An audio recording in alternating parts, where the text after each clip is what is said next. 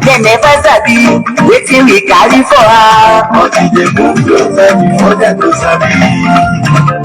I said they never know wetin we carry for body. But they move closer before them to sabi.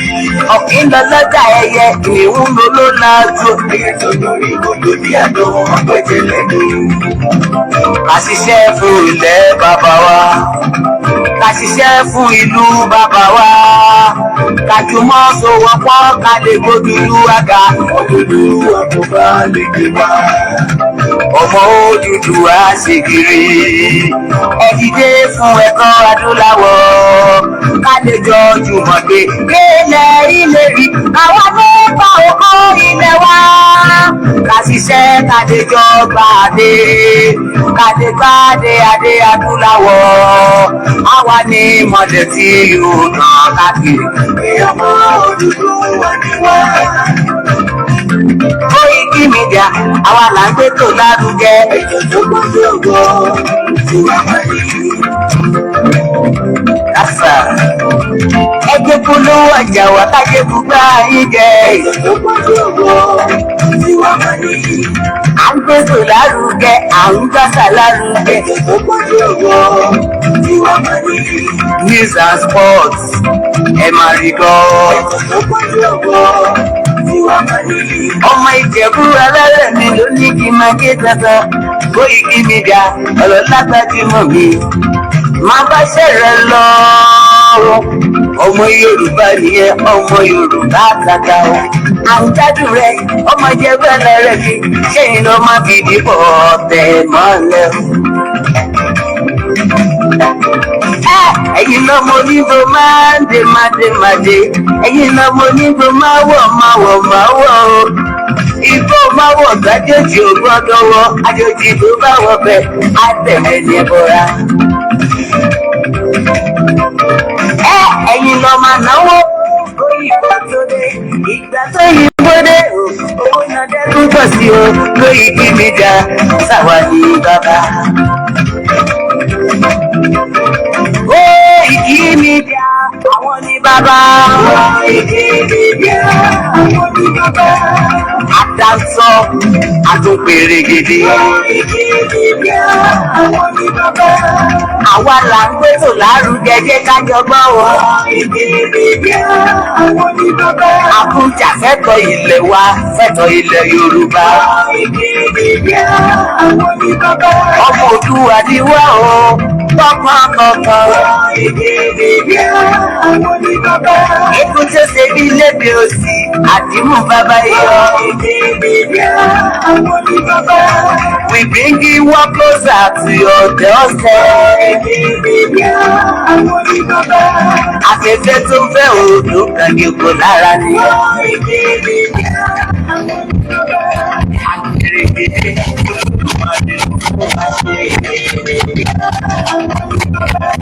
gbogbo ayé ẹ̀gbọ́n àwa ní bàbá o.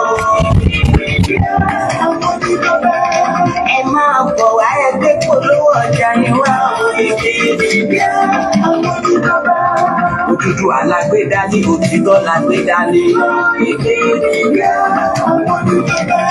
Àkì sọ̀dálẹ̀, àkì sódìkẹta.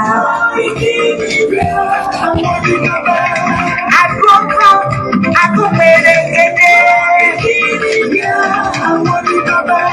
Koiki Media will bring you one closer to your doorstep. Ẹ káàsán gbogbo ẹ̀yin olólùfẹ́ wa. A kí yín pé ẹ káàárọ̀ ẹ káalẹ́ according to the time tí olúkálùkù wa bá wà jákèjádò gbogbo àgbáláyé. Gẹ́gẹ́ bí ẹ ti mọ̀, ìkànnì Koiki Media will bring the world closer to your doorstep. Gẹ́gẹ́ bí ẹ ti mọ̀, èní ni ọjọ́ 26 oṣù kẹta ọdún 2025 àti iléeṣẹ́ Koiki Media ni a ti mú ètò wá sí etí gbọ̀yìn. A kí yín pé ẹ káàbọ̀ sí orí ètò gbogbo ẹ̀yin olólùfẹ́ wa. Ẹ̀yin tí ẹ wà lẹ́nu iṣẹ́, ẹ kú iṣẹ́ àtàárọ̀, kókó lè dá kú fọmọ ènìyàn ṣe. A kí olùdásílẹ̀ iléeṣẹ́ yìí, Mr. Ọláyẹmí Koiki, pé wọ́n kú iṣẹ́ takuntakun. Bàbá kò ní sú yín, kò ní rẹ̀ yín. Ẹ̀mí tí ń dé báyàn tí ẹ̀mí tí ń bà léèyàn tí èèyàn fi ń sọ pé ó ti sóhun òun ò ṣe mọ́, kò ní dé bá yín. Kó wa délẹ̀ lérí. Mo tara bẹ́ẹ̀ mo kí olóyè Májàsọ́lá Ìgbòho ṣá pé bàbá ẹ kú iṣẹ́ takuntakun. Okun àti agbára tọ́lọ́run máa fi kó wa délẹ̀ lérí, tọ́lọ́run máa fi tì yín lẹ́yìn, Ọlọ́run bá máa jogún ẹ̀ fún yín o. Ní kábàámọ̀ pé kí ló dé tẹ́ gbé iṣẹ́ Yorùbá lọ́wọ́. Ọlọ́run ti rán yín níṣẹ́, ẹ dẹ̀ máa jẹ iṣẹ́ náà lájẹyè. Mo wá kí bàbá wa olóró Kobamba, Professor Banji Akíntóyè, bàbá dáadáa, bàbá tó mọ iye ọmọ, pé àkúṣẹ́ ẹ kúkú lè dá o bàbá. Ẹ kó wa délẹ̀ lérí o, àní wá yín tì. Ẹ ṣé gan ni. Mo wá kí gbogbo ẹ̀yin olólùfẹ́ wa pé ẹ káàbọ̀ sí orí ètò tọ̀sán yìí. Ètò ti ọ̀sán yìí ni a sọ pé àwa ìran ọmọ aládé a gbọ́dọ̀ bọ́ kúrò nínú àjàgà ìjọba bìrìtìkó tí ìjọba bìrìtìkó tí wọ́n sọ wá sí, torí pé ìjọba bìrìtìkó ló fa gbogbo rádaràda tó dé bá wa yìí. Ìjọba Gẹ̀ẹ́sì tí a mọ̀ sí ìjọba UK, àwọn ló kó wa sí gbogbo rándanràndan tí a kó sí yìí. Àwọn á sọ wípé a máa bọ́ kúrò lọ́wọ́ wọn láìpẹ́ láì jìnnà. Mo máa wá ká lísì sí àwọn mẹ́sẹ̀jì kọ̀ọ̀kan ká tó wọnú ètò lọ. Bí ẹ ti ń darapọ̀ mọ́ wa, ẹ bá wa tẹ share button, ẹ dẹ̀ má gbàgbé láti support. Ẹ fún wa ní support. Òmìnira òun ṣe ọ̀fẹ́. A nílò gbogbo kan ká tó lè tẹ̀lé lérí. A nílò many things. Ẹ support wa. Ẹ má gbàgbé, ẹ wá ọ̀ràn mìíràn. Ẹ fún wọn ní support. Ẹ bá wa donate síbẹ̀. Àwa kọ́ lẹ̀ ń donate ẹ̀ fún, iṣẹ́ Yorùbá ló fẹ́ fi ṣe. Ẹ dẹ̀ má gbàgbé Koiki Media náà. Gbogbo nǹkan tá à ń ṣe yìí, owó ni a fi ń rànù ẹ̀, kò ń ṣọ̀fẹ́. Ẹ má bá wa ká lọ ẹjá wọnú mẹ́sẹ̀jì àkọ́kọ́ fẹ́ play fún wa. Ẹja kọ́ láti ẹnu ọba Solomon, nítorí pé a nílò ọ̀pọ̀lọpọ̀ ọ̀rọ̀ tí àwọn bàbá yìí náà máa ń sọ. A nílò ẹ̀ torí pé òótọ́ wà ńbẹ̀. Ìgbà bá wa ká lọ. Tẹ́lẹ̀ kájẹ kára. Yóò dáa wípé gbogbo nǹkan wọ́n máa sọ fún yín wípé bó ṣe rí ní gbogbo àgbáyé nìyẹn. Wọ́n kọ́pí gbogbo àgbáyé láti jẹ́ kí nǹkan máa wọ́n, ṣùgbọ́n wọn ò kọ́pí gbogbo àgbáyé láti jẹ́ kí ìlú regulate dáadáa. Gbogbo àgbáyé tí nǹkan ti wọ́n, Amẹ́ríkà tí nǹkan ti wọ́n, London tí nǹkan ti wọ́n, ṣé wọn ò ní nọ́mbẹ̀? Ṣé kò síṣẹ́ ńbẹ̀? Nàìjíríà yìí tí nǹkan ti wọ́n, kí ni nǹkan yín wọ́n lé lórí? Ṣé ọ̀nà wà? Ṣé iná wà? Ṣé iṣẹ́ wà? You are copying another country. There is something that is causing there. Tí nǹkan bá wọ́n l'Amẹ́ríkà ó tó bẹ́ẹ̀, because wọ́n mọ nǹkan tí nǹkan wọ́n lé lórí.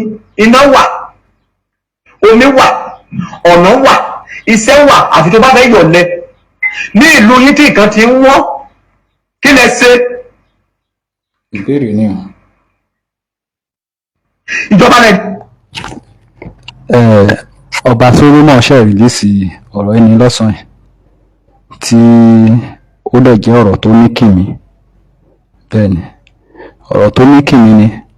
Ọba Solomon ní ó ń jẹ́ kó yé ìjọba Nàìjíríà wípé ẹ fira yín compare pé nǹkan wọ́n lé Amẹ́ríkà, wọ́n lé gbogbo àgbáyé. Ǹjẹ́ bí gbogbo àgbáyé ṣe pèsè gbogbo nǹkan tó ń ṣiṣẹ́ ní ọ̀dọ̀ tiwọn? Ṣé bẹ́ẹ̀ ni ìjọba Nàìjíríà ṣe pèsè ẹ̀ ní inú orílẹ̀-èdè Nàìjíríà? The answer is no. Bí answer bá ṣe rí ní ọ̀dọ̀ tiyín, ẹ bá fi sí comment section. Ṣé no náà ni àbí yes lọ́dọ̀ tiyín? Because ó ṣeé ṣe káwọn kan máa sọ wípé Nàìjíríà wà òkè fọ́wọn, àwọn like Nàìjíríà bó ṣe ń lọ. Gbogbo wa la ti máa gbọ́ láti ọjọ́ Sunday tí àwọn jihad ti wọ Nàìjíríà. Gbogbo wa la ti, ó ṣeé ṣe kó má jẹ́ gbogbo wa náà láti máa gbọ́, tí wọ́n ti bẹ̀rẹ̀ sí ní pa itú, tí ọmọ Yorùbá dẹ̀ sì dákẹ́, tí àwọn ọba ilẹ̀ Yorùbá tí wọ́n dákẹ́, tí wọ́n ò sọ kankan. Àwọn jihad ní ọjọ́ Sunday tí wọ́n wọlé, wọ́n náà wọ́n ti dé sí inú orílẹ̀-èdè Nàìjíríà láti wá take over the whole 36 states before December. Ohun tó jáde lẹ́nu wọn nìyẹn. Before December, wọ́n ní wọ́n máa take over the whole Nigeria before December. Gbogbo ẹ̀ la play lé, I thought is that ṣé kìí ṣe ọjọ́ Sunday àbí ọjọ́ Monday kọ́ la ṣe program yẹn, a play gbogbo ẹ̀ sí wa létí ká gbọ́. Wọ́n ní àwọn máa take over Nigeria before December, àwa kọ́ la sọ bẹ́ẹ̀. Ẹ wá wo iṣẹ́ tí àwọn people tá à ń sọ yín tí wọ́n tó wá ṣe, tí wọ́n pa ọ̀pọ̀lọpọ̀ army ní Borno, tó ń dẹ̀ take over military base wọn. Ọ̀pọ̀lọpọ̀ army, gẹ́gẹ́ bí many video tí a ti rí nsìn, ọ̀pọ̀lọpọ̀ army ló wà ní hospital nsìn, ọ̀pọ̀lọpọ̀ sá lọ. Ẹ má bá wa ká lọ.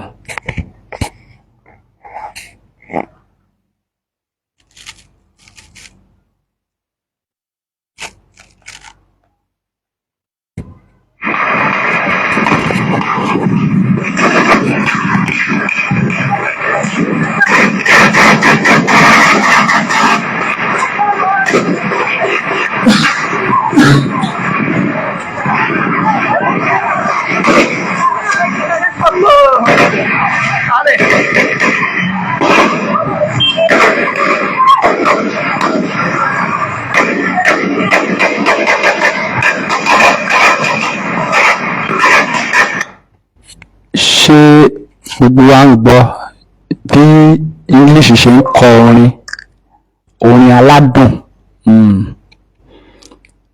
orin aládùn tó máa ń tọ̀nù sí ìbànújẹ́ nínú ayé èèyàn tó bá bà?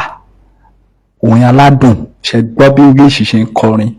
Nítorí pé àwọn ọmọ Yorùbá kan tán sọ wípé irọ́ ni Ìgbòho ń pa mọ́ Fúlàní, gẹ́gẹ́ bí ohun tí bàbá Oríyọmí Hamzat sọ ń gbà yẹn wípé irọ́ ni, kò ń ṣe, tí bàbá Oríyọmí sọ pé kì í ṣe Fúlàní kọ́ ló pa Dr. Aborode.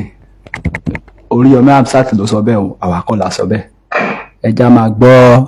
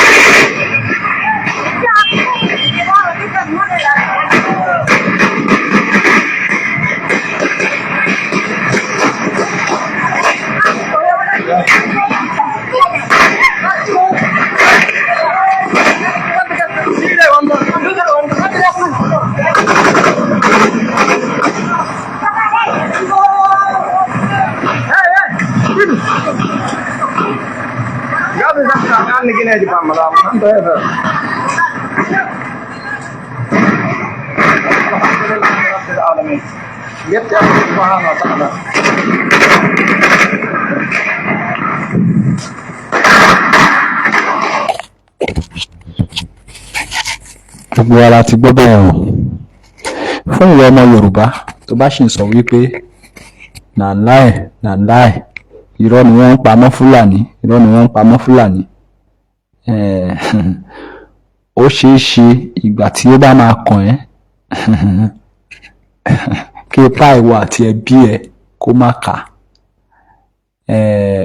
Ó kan President Afẹ́nifẹ́re Mr. Ọ̀jájú ni lẹ́nu ọjọ́ mẹ́ta yìí, ipá àwọn àti ẹbí ẹ̀ nìkan ò ká o. Bẹ́ẹ̀ ni, ipá àwọn ò ká. Ìgbà yẹn ni ó dà pé ó ṣẹ̀yí wọn, ṣùgbọ́n má dọ́rùn mọ́ tọ́ o ọmọ Yorùbá, nítorí pé ìwọ tí ó bá ti lè kú ikú Fúlàní, gbà pé adọ́rùn mọ́ tọ́ ni ẹ́, àṣírí ni mò ń jà ẹ́. Lọ ṣe nǹkan tó bá tọ́ tó bá yẹ, lọ ṣe ohun tó bá tọ́ tó bá yẹ kó fi dèrà ẹ̀. Bó jẹ́ àdúrà ló mọ̀ gbà, tó bá mọ̀ pé àdúrà yẹn ló lè save ẹ, go ahead. Tó bá mọ̀ pé orí òkè ló máa gbà ẹ́ kalẹ̀, go ahead. Ohun tí mò ń sọ ni wípé ogun ti wọlé dé. Ohun tó bá máa ṣe, bó jẹ́ ti ìbílẹ̀ ló mọ̀ ń lò tó gbà pé òun ló máa save ẹ, go ahead. Bó dẹ̀ jẹ́ mọ́ṣáláṣí ló mọ̀ ń lọ, you are free. O free. Ohun tó bá máa fi defend ara ẹ, má dọ́rùn mọ́ tọ́ o. Tó bá dọ́rùn mọ́ tọ́ yẹn lá dùn mí fún ẹ o. Ìwọ tó bá ti lọ dọ́rùn mọ́ tọ́ á dùn mí fún ẹ o. À ń ké báyìí o. Ẹ ti ní ṣetán láti support Ìgbòho àbí? A sì ń sọ àtúntúsọ bí ẹ fẹ́ bí ẹ kọ̀, Ìgbòho lọ́lọ́run fi rán. Kò sígbà tí mi ní máa tú ọ̀rọ̀ yìí sọ. Bí ẹ fẹ́ bí ẹ kọ̀, Ìgbòho ní Jésù Kristi ilẹ̀ Yorùbá, òun ni Muhammed ilẹ̀ Yorùbá, táwa Yorùbá tá a máa ní ní májàsọ́ládé. A máa ní ìsinmi lẹ́nu iṣẹ́. A create ọjọ́ kan tó máa jẹ́ special. Bẹ́ẹ̀ ni, òòṣà tí wá ní tó yẹ ká máa pè bọ́, but kò yé ẹ̀yin kan. Má kí n tàn ẹ́. Jésù Kristi ìgbà tó wá sí Israel ni Ọlọ́run ọba rán Jésù Kristi sí. Ohun tó dẹ̀ fi rán sí àwọn ọmọ Israel wọ́n tẹ́tí gbọ́. Òun ni mò ń wá kẹjẹ́ ká tẹ́tí gbọ́ Ìgbòho. Kẹjẹ́ kó kọ́ wa bí a ṣe máa defend ìlú wa. Nígbà tí Jésù Kristi wá sílé ayé, ó kọ́ àwọn ọmọ Israel bó ṣe ń ṣe kíni, bó ṣe ń jagun. Àṣírí ni mo já fún ẹ. Kò sí ogun tó lè borí Israel. As at today, kò tí ì sí ogun yẹn. Tógun bá dẹ̀ ti dé, Báíbù táwa ń sátẹ̀lé ń bíbà ẹ̀, òun kọ́ ni àwọn ọmọ Israel tó kọ Báíbù, òun kọ́ ló ń gbé o. Nǹkan ìjà ni wọ́n máa ń dúra mú o. Wọ́n á mú ọkọ̀, wọ́n á mú àdá, wọ́n á mú English, wọ́n á mú àkàrà. Ó ti yé àwọn tó yé. Wọ́n fi ń ṣe kíni? Wọ́n fi ń dojúkọ àwọn ọ̀tá wọn. Bẹ́ẹ̀ ni kẹjẹ́ ká ṣe ṣe nílẹ̀ Yorùbá. Ẹ jẹ́ kí Ìgbòho tọ́lọ́run rán sí wa kó kọ́ wa bí a ṣe máa defend ìlú wa. Ẹ̀yin ọba ẹni ṣe mí ẹja gbọ̀n yìí. In fact, this man, God bless you. Ṣé rí yẹn nǹkan tí àwọn èèyàn wa tí wọ́n fail láti realize pé tí a bá ń sọ̀rọ̀ Jésù, tá ń sọ̀rọ̀ Muhammad, tá ń sọ̀rọ̀ Odùduwà, tá ń sọ̀rọ̀ Aristodemus, all those great people, tá ń sọ̀rọ̀ Ṣàngó, tá ń sọ̀rọ̀ Ògún, tá ń sọ̀rọ̀ Ọya, tá ń sọ̀rọ̀ all the great people. Nǹkan tí àwọn èèyàn wa tán fẹ́ láti realize ni pé Sunday Igboho ni ẹni tí Ọlọ́run rán sí àwa gẹ́gẹ́ bí Jésù ti wà nílẹ̀ Yorùbá for this present time. Mo wádìí bọ̀bọ̀ ẹ̀ ni Sunday Igboho ẹ gbàgbé pé you are just looking at him pé èèyàn ni Sunday Igboho tọ́gì ni àmọ́ kíní kan. Don't ever in your life. He is a messenger of God sent to Yoruba land for our race deliverance. Olólọ́run. Irú àwọn èèyàn bẹ́ẹ̀ ó kàn jẹ́ pé in fact tí Sunday Igboho bá kú tó bá parí iṣẹ́ tó wá ṣe yìí tọ́lọ̀ wá rán ṣe yìí láti gba Yorùbá sílẹ̀ yìí ó máa ṣe ẹgbàgbé bó ṣe lọ ó máa accomplish ẹ̀ tó bá wá lọ tán nígbà ilẹ̀ tó wá máa mọ how great that man is. How great kìíní yẹn bá fún àwọn Fúlàní just like you have said tí Sunday Igboho bá wọlé ní èyí ọmọ gbogbo máa kánlẹ̀ ni ṣé ẹ̀dẹ̀ rí gbogbo àwọn tó ń bínú Sunday wo ni kìíní kan ìlara ni nígbà tó ọmọ Gani tó ń sọ́ngbà yẹn lóòótọ́ àwọn Gani Adam kán tó àwọn ẹlẹ́ẹ̀kan jẹ́ káwọn jọ jà do you need to fight Sunday Igboho má wọrí má bá Sunday Igboho jà ebó lágbára Sunday Igboho má wọrí lọ fèsì àwọn Fúlàní.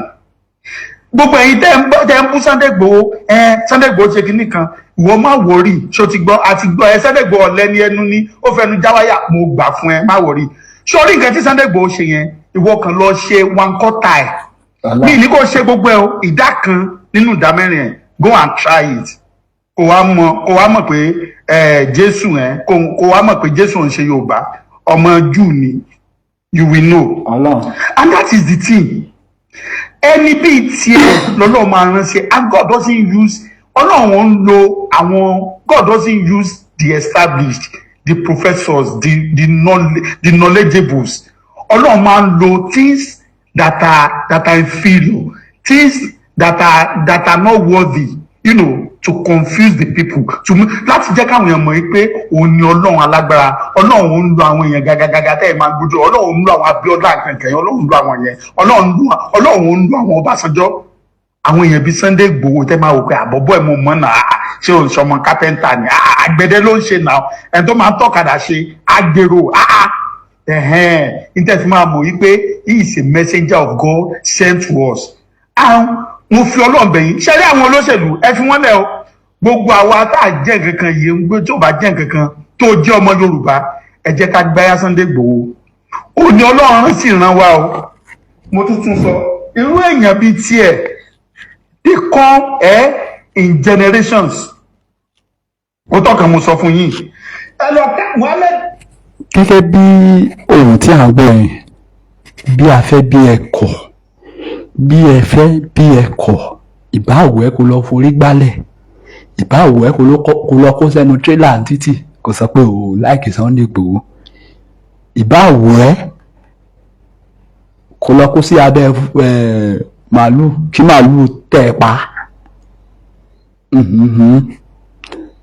Igboho ṣá òun ni ẹni tí Ọlọ́run rán tí o gbọ́dọ̀ gbà fún tí o bá fẹ́ kúkú ẹ̀sìn òun ni ẹni tí kíni òun ni ẹni tí Ọlọ́run rán tí o gbọ́dọ̀ ṣe kíni tí o gbọ́dọ̀ gbà fún tí o bá ti fẹ́ ṣe kíni tó o fẹ́ kúkú yà tó o fẹ́ kúkú ẹ̀sìn tó bá ti mọ̀ pé ọmọ Yorùbá ni tó bá ti gbà fún olóyè Igboho ṣàṣẹ mo ń sọ mo tún tún sọ wàá kúkú ẹ̀sìn dànù Ọlọ́run ọba ń gbọ́ bó o ṣoògùn kò ní jẹ́ lára ẹ tó bá ti gbà fún àkọsílẹ̀ ni orí yàtọ̀ sórí tí o bá ti gbà fún májàsọ́lá owó baba dámì òun tọra ẹ wàá kọ̀ kúkú ẹ̀ sí dànù wàá sọ̀rọ̀ ẹ di adọ́run ṣe kí ni adọ́run mò ń tọ́ Ìgbòho Òòṣà wọ́n ní bàbá Tinubu àdékẹ́ pé máì wálé sẹ́ẹ̀ ẹ pé máì wálé ẹ fún ní sọ́pọ́tì tó bá nílò ẹ wá sílẹ̀ ẹ jẹ́ kó kọ́ wa ẹ jẹ́ kó kọ́ àwa ọ̀dọ́ bí a ṣe máa dìfẹ́ǹdì ilẹ̀ Yorùbá. Ọlọ́run ọba òun ni Ọlọ́run ràn ẹ̀ ń fara yín dẹ̀ mú tọ́ ibẹ̀ ẹ mọ Ìgbòho Òòṣà gbogbo yín lẹ̀ mọ́ gbogbo ẹ̀ olóṣèlú lẹ̀ mọ́ èèyàn tó lọ́run ràn ni òun ni Ọlọ́run ràn kò rán ọmọ yín bẹ́ẹ̀ ni kò ẹ̀yin gángan tẹ wà lórí ipò gan kò rán yín I tell you kò ránṣẹ́ Tinubu ẹni tó lọ́run ràn nìyẹn bí ẹ fẹ́ bí ẹ kọ̀ òun lọ́lọ́run ẹ gbà láyè ẹ fún ní support tẹ bá rò bóyá bí ẹ ṣe pa Tàfà Adéoyè lọ́jọ́ kìíní àná ẹ ṣe máa rí bàbá ẹ pa ẹ ń tanra yín ni o ikú kankan ò sí lójú olóyè Ìgbòho Òòṣà àjẹ́ ikú kankan àkọsílẹ̀ Ọlọ́run ni ikú kankan ò sí lójú ẹ̀. Tẹ bá rò bóyá bẹ́ẹ̀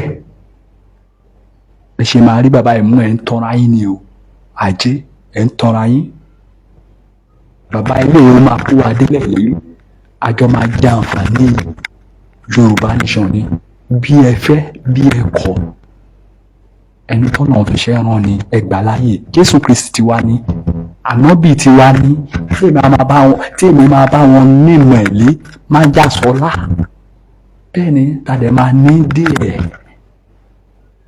a máa ní ọjọ́ ká máa yà sọ́tọ̀ tó pé kò sẹ́ni bọ̀dì tá a máa lọ bí iṣẹ́ a máa celebrate ẹ̀ àbá ti tẹ́nu ìlú wa Ọlọ́run ẹja tẹ̀síwájú ènìyàn tó kàn tí a ti fẹ́ gbọ́ ọ̀rọ̀ ń sì ní Prophet Ṣẹ́gun Adébáyọ̀ bàbá dáadáa mẹ́sẹ̀gì tí wọ́n fi ránṣẹ́ sí gbogbo ọba ilẹ̀ Yorùbá ní àárọ̀ ìní ní program tí wọ́n bàbá ṣe ní àárọ̀ ìní bàbá tọ́lọ́run ọba tún máa bá wa lọ́ra ẹ̀mí wọn tí wọ́n ní kú lásìkò tí a wá yẹn nítorí pé àwọn la gbà fún ẹni tó bá ti ń ké pe Yorùbá tó bá ti ń ké pe orílẹ̀-èdè Yorùbá òun la máa gbà fún kì í ṣe ẹni tó ń pa èèyàn ní Àkúrẹ́ tó lọ ń dárò pẹ̀lú àwọn tí wọ́n pa l'Ísírẹ́lì a reject wọn Ọlọ́run a reject wọn wọ́n ń pààyàn nílùú títì ẹ ò bá wọn kẹ́dùn wá lọ ń bá wọn kẹ́dùn pẹ̀lú àwọn tí wọ́n ń pa l'Ísírẹ́lì ojú gbà mí tì fún yín pásọ̀ kan ọ̀pọ̀lọpọ̀ yín pásọ̀ ojú gbà mí tì fún yín ẹ sọ ẹ̀yin àti àwọn olóṣèlú ẹ sọ Nàìjíríà dà business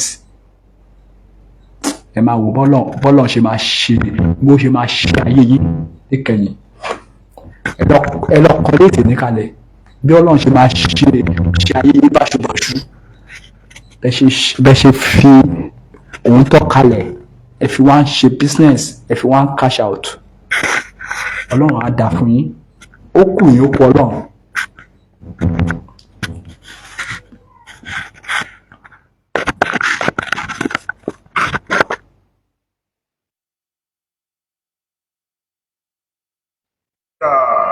Nígbà tí mò ń gbàdúrà sí ilẹ̀ Yorùbá, when I was praying concerning Yorùbá land, gbogbo ẹ̀yin gómìnà ilẹ̀ Yorùbá tí ẹ ò fẹ́ gbọ́ràn yẹn ẹ lọ stop kí àwọn Fúlàní máa kó ẹran káàkiri inú igbó ẹ lọ pa láṣẹ fún wọn láti ìsìn ohun Olúwa ni o kí Fúlàní máa kó ẹran káàkiri ní títì nínú igbó ẹ lọ stop wọn tí ẹ bá stop wọn àwọn àṣírí kan máa tú èkejì dẹ̀ ni wípé ẹ máa lè ṣẹ́gun wọn. And when I was praying concerning Yoruba land, the Lord told me that all governors in the western part of the country should stop the Fulanis from moving their cows from one place to the other. If you don't stop them, wọ́n máa pa àwọn ọba méjì kan láìpẹ́ yìí. They will kill 2 kings very soon. Wọ́n dẹ̀ ti ń plan yẹn. They are already planning it. Nípa màálùú náà máa fi pa àwọn ọba méjì. Concerning their cows that they are moving from one place to the other, they will use that to kill 2 kings. A tó ti ń sọ fún. Ṣé ẹ̀ ń gbọ́ ẹ̀yin ọba tí ẹ ní màálù sí abẹ́ Fúlàní wọ́n ní ẹ̀yin náà máa dágbére fáyé láìpẹ́ láì jìnnà. Èmi kọ́ ni mo sọ ọ́, Prophet Ṣẹ́gun Adébáyọ̀ ló sọ. Wọ́n náà wọ́n rìn hàn sí yín ẹ̀yin tí ẹ kọ̀ tí ẹ yé tẹ́ ń da business pẹ̀lú Fúlàní tẹ́ lọ ra màálù sí wọn lábẹ́. Wọ́n ní kẹ́yìn náà máa múra, wọ́n ní ẹ̀yin ló kàn. Bàbá ló sọ bẹ́ẹ̀, èmi kọ́ mo sọ ọ́. Ẹ má sọ pé ẹnu Koiki Media rẹ ti gbọ́ ẹ jọ̀ọ́. Sọ fún yín báyìí o. We are telling you now, Ó bá wù yẹn gbọ́. if you like, you should listen and obey. Torí ẹ̀yin gómìnà ilẹ̀ Yorùbá ẹ̀ ń lísìn sí ohùn Ọlọ́run. Because we governors in Ghana, you don't listen to the voice of God. Eléyìí dẹ̀ máa ba orúkọ yín jẹ́ gan. And this one, Mo rí wípé ayé yín kò fẹ́ wá nítumọ̀. this one will tarnish your image, to tarnish your name, and your life will be meaningless. Praise the Lord. Hallelujah. Amúmirí gangan. I'm made to see something. Mo rí pé àwọn abẹ́rẹ́ gbé mi lọ sílùú Àbújá. I can see that the angels, they took me to Abuja. Mo rí pé afẹ́fẹ́ ń gbé àwọn tó wà ní ilé ìgbìmọ̀ aṣòfin, afẹ́fẹ́ ó ń fẹ́ wọn dànù. And I can see that the wind was blowing away those that were in the National Assembly. Wọ́n á bèèrè lọ́wọ́ Ọlọ́run. And I was asking God, Ọlọ́run kí ni àdúrà tá a gbà ṣe lé? God, what's the prayer we're going to pray concerning this? Olúwa ní sọ fún yín pé ẹ ò ládùúrà pé àdúrà yìí ò lè gbà níwájú mi. And the Lord said, there is no prayer that your prayers cannot be answered before God. Ọlọ́run sọ fún mi wípé ìbínú òun Ọlọ́run dé sí yín ni. And God told me that his anger has come upon those in the National Assembly. Ìyẹn tún kọjá lọ bẹ́ẹ̀. That one passed by. Amúmiri pé Ọlọ́run bínú gan. And I made to see that God is angry seriously. Ọlọ́run bínú gan. God is seriously angry. Ó sì lè mú kí ìbínú yìí kó pọ̀ sí ọ̀pọ̀lọpọ̀ ìṣẹ̀lẹ̀. His anger Yóò lè yí ẹ̀yin ìjọba yìí. into a lot of chaos that you government cannot understand. Ìṣẹ̀lẹ̀. A lot of chaos, a lot of Yóò lè business yí ẹ̀yin ìjọba yìí. that this government will not understand. Amúmiri pé ọ̀pọ̀lọpọ̀ yín wọ agbádá nígbà tó yá kò sí agbádá lára yín, ìwòwò lọ̀pọ̀lọpọ̀ yín wà. I'm made to see that many of you were dressed up, but later you were all naked. Ìṣẹ̀lẹ̀. Incidents. Incidents. Olúwa ní ìbínú òun ni. The Lord said this is his anger. Ìbínú òun ni. This is his anger. Praise the Lord. Hallelujah. A gbàdúrà gbogbo ayé ni kó gbàdúrà. We are going to pray. The whole world should pray this prayer. Mo rí pé àwọn orílẹ̀-èdè kan bíi méjì. I'm made to see about 2 nations, 2 countries. But bí mo ṣe rí àwọn orílẹ̀-èdè yẹn is like Arab. The way the 2 countries were showed to me, it was like the Arabian countries. Amúmirí wọn àwọn orílẹ̀-èdè méjì. These 2 countries, Kí wọ́n máa wá face America. they are going to face America. Eléyìí máa le gan. This will be serious. Eléyìí máa le gan. This will be serious. Ẹ̀yin tẹ́ ẹ wà l'Amẹ́ríkà ẹ gbàdúrà. Those in America should pray. Ẹ̀yin Kìrìsìtẹ́nì Amẹ́ríkà ẹ gbàdúrà. Christians in America should pray. Ẹ gbàdúrà sí eléyìí. Pray concerning this. Ẹ gbàdúrà sí eléyìí. Pray concerning this. Ẹ gbàdúrà sí eléyìí. Pray concerning this. A tún ti ń sọ fún yín o. We are telling you now. Praise the Lord. Hallelujah. Ẹ ké hallelujah. Hallelujah. Ẹ ké hallelujah. Hallelujah. Ọlọ́run sọ fún mi pé ẹ̀yin ọ̀dọ́. God told me that you youth, Generally gbogbo ẹ̀yin ọ̀dọ́ tó wà ní ilẹ̀ Áfíríkà. youths generally in Africa, Ẹ lọ yára yín sí mímọ́. sanctify yourself for the Lord, Fún ohun tí Ọlọ́run fẹ́ fi yín ṣe. for what God wants to use you for, what He wants to do through your life. Mo rí bíi machine, bíi spanner, àwọn tools. Kíní yẹn bí ìmọ́lẹ̀ ni wọ́n gbélé wọn lọ́wọ́ bí ìmọ́lẹ̀. Kíní yẹn dà bí ìmọ́lẹ̀. But spanner ni plier, àwọn tools, àwọn nǹkan oríṣiríṣi wọ́n ń fọ́n bí ìmọ́lẹ̀, wọ́n ń gbélé àwọn ọ̀dọ́ lọ́wọ́, wọ́n ń gbélé àwọn ọ̀dọ́ lọ́wọ́, wọ́n ń gbélé àwọn ọ̀dọ́ lọ́wọ́. Olúwa kíni túmọ̀ ilé? Ọlọ́run sọ fún mi pé òun fẹ́ dá àrà kan nínú ayé ẹ̀yin ọ̀dọ́, ohun tí àwọn European, àwọn America, àwọn Asia tí wọn ò ṣe rí. Ọlọ́run ló fẹ́ tẹnu ayé yín mú jáde, torí kíní yẹn ìbí ìmọ́lẹ̀ ni tools, àwọn tools bíi plier, àwọn kan tí wọ́n ń lò fún engineering. Mo rí pé àwọn áńgẹ́lì wọ́n pín fún ẹ̀yin ọ̀dọ́ ní Áfíríkà, ẹ̀yin ọ̀dọ́ ilẹ̀ Yorùbá, ẹ̀yin ọ̀dọ́ Kólósè, ẹ̀yin ọ̀dọ́ kí lórúkọ tẹ́ máa mú wọn yẹn. Taniya gbogbo mọ tẹ́ máa mú yẹn, lọ jáwọ́ kó nínú mímu tẹ́ mú wọ̀nyí, torí wípé Ọlọ́run bí àbá sọ pé àánú rẹ̀ dé ọ̀dọ̀ yín, ó fẹ́ mú kí ayé yín nítumọ̀, àti wípé ó fẹ́ fi àjùlọ wọn láti inú ayé yín. I saw something like a set of tools, it's like in form of light that were being given to youth in Africa, and I prayed because the Lord said He wants to make the youth in Africa to do things that they could not do in Europe, in America. Therefore, youths in Africa, separate yourself, sanctify yourself. Ọ̀gbẹ́ni tí ó máa ń ṣe nǹkan oríṣiríṣi ní bóyá Zambia, I don't know, Zimbabwe, wọ́n ń dọdẹ pàtó àṣírí eléyìí síta. Àwọn òyìnbó kan wà tó popular gan, wọ́n ń dọdẹ, wọ́n ti fi owó ẹ̀mí wọ́n ti san fún àwọn kan. Ẹ̀kọ́ eléyìí sílẹ̀ o. There are youth in Zimbabwe that God has used to invent some things. A white man has paid a ransom for his life. Write this down. Àwọn alágbára kan náà, and some powerful beings too. Àwọn èèyàn dúdú kan dàpọ̀ mọ́ àwọn France. Some blacks connived with France. Wọ́n dọdẹ pírẹsidẹ́ǹtì Burkina Faso. They are also planning, trying to set a term for the president of Burkina Faso. Gbogbo ayé Kìrìsìtẹ́nì Africa, Christians in Africa, ẹ gbàdúrà fún pírẹsidẹ́ǹtì Burkina Faso. Let's pray for the president of Burkina Faso. Olúwa ní kó sọ fún. The Lord said they should tell him. Gbogbo àwọn tó máa ń sọ̀rọ̀ àǹdí ẹ̀. All his security men. Ọlọ́run sọ fún mi wípé. The Lord told me that. Kó má máa jẹ́ kí wọ́n pọ̀. That he should not let them be many in his soul. Kó má máa jẹ́ kí wọ́n pẹ́ kó tó change wọn. And he should not take long time before he will change them. Lórí nínú àwọn surroundings ẹ̀. Because among those security men surrounding him. Wọ́n bá wọn gbìmọ̀ lọ́wọ́ pẹ̀lú àwọn alágbára kan ní ilẹ̀ Áfíríkà àti àwọn ènìyàn kan tí wọ́n ní orúkọ ní ìlú tá ti gbé ní orílẹ̀-èdè yẹn. They are planning with some powerful beings in Burkina Faso and also in France just to pull him down. Praise the Lord. Hallelujah.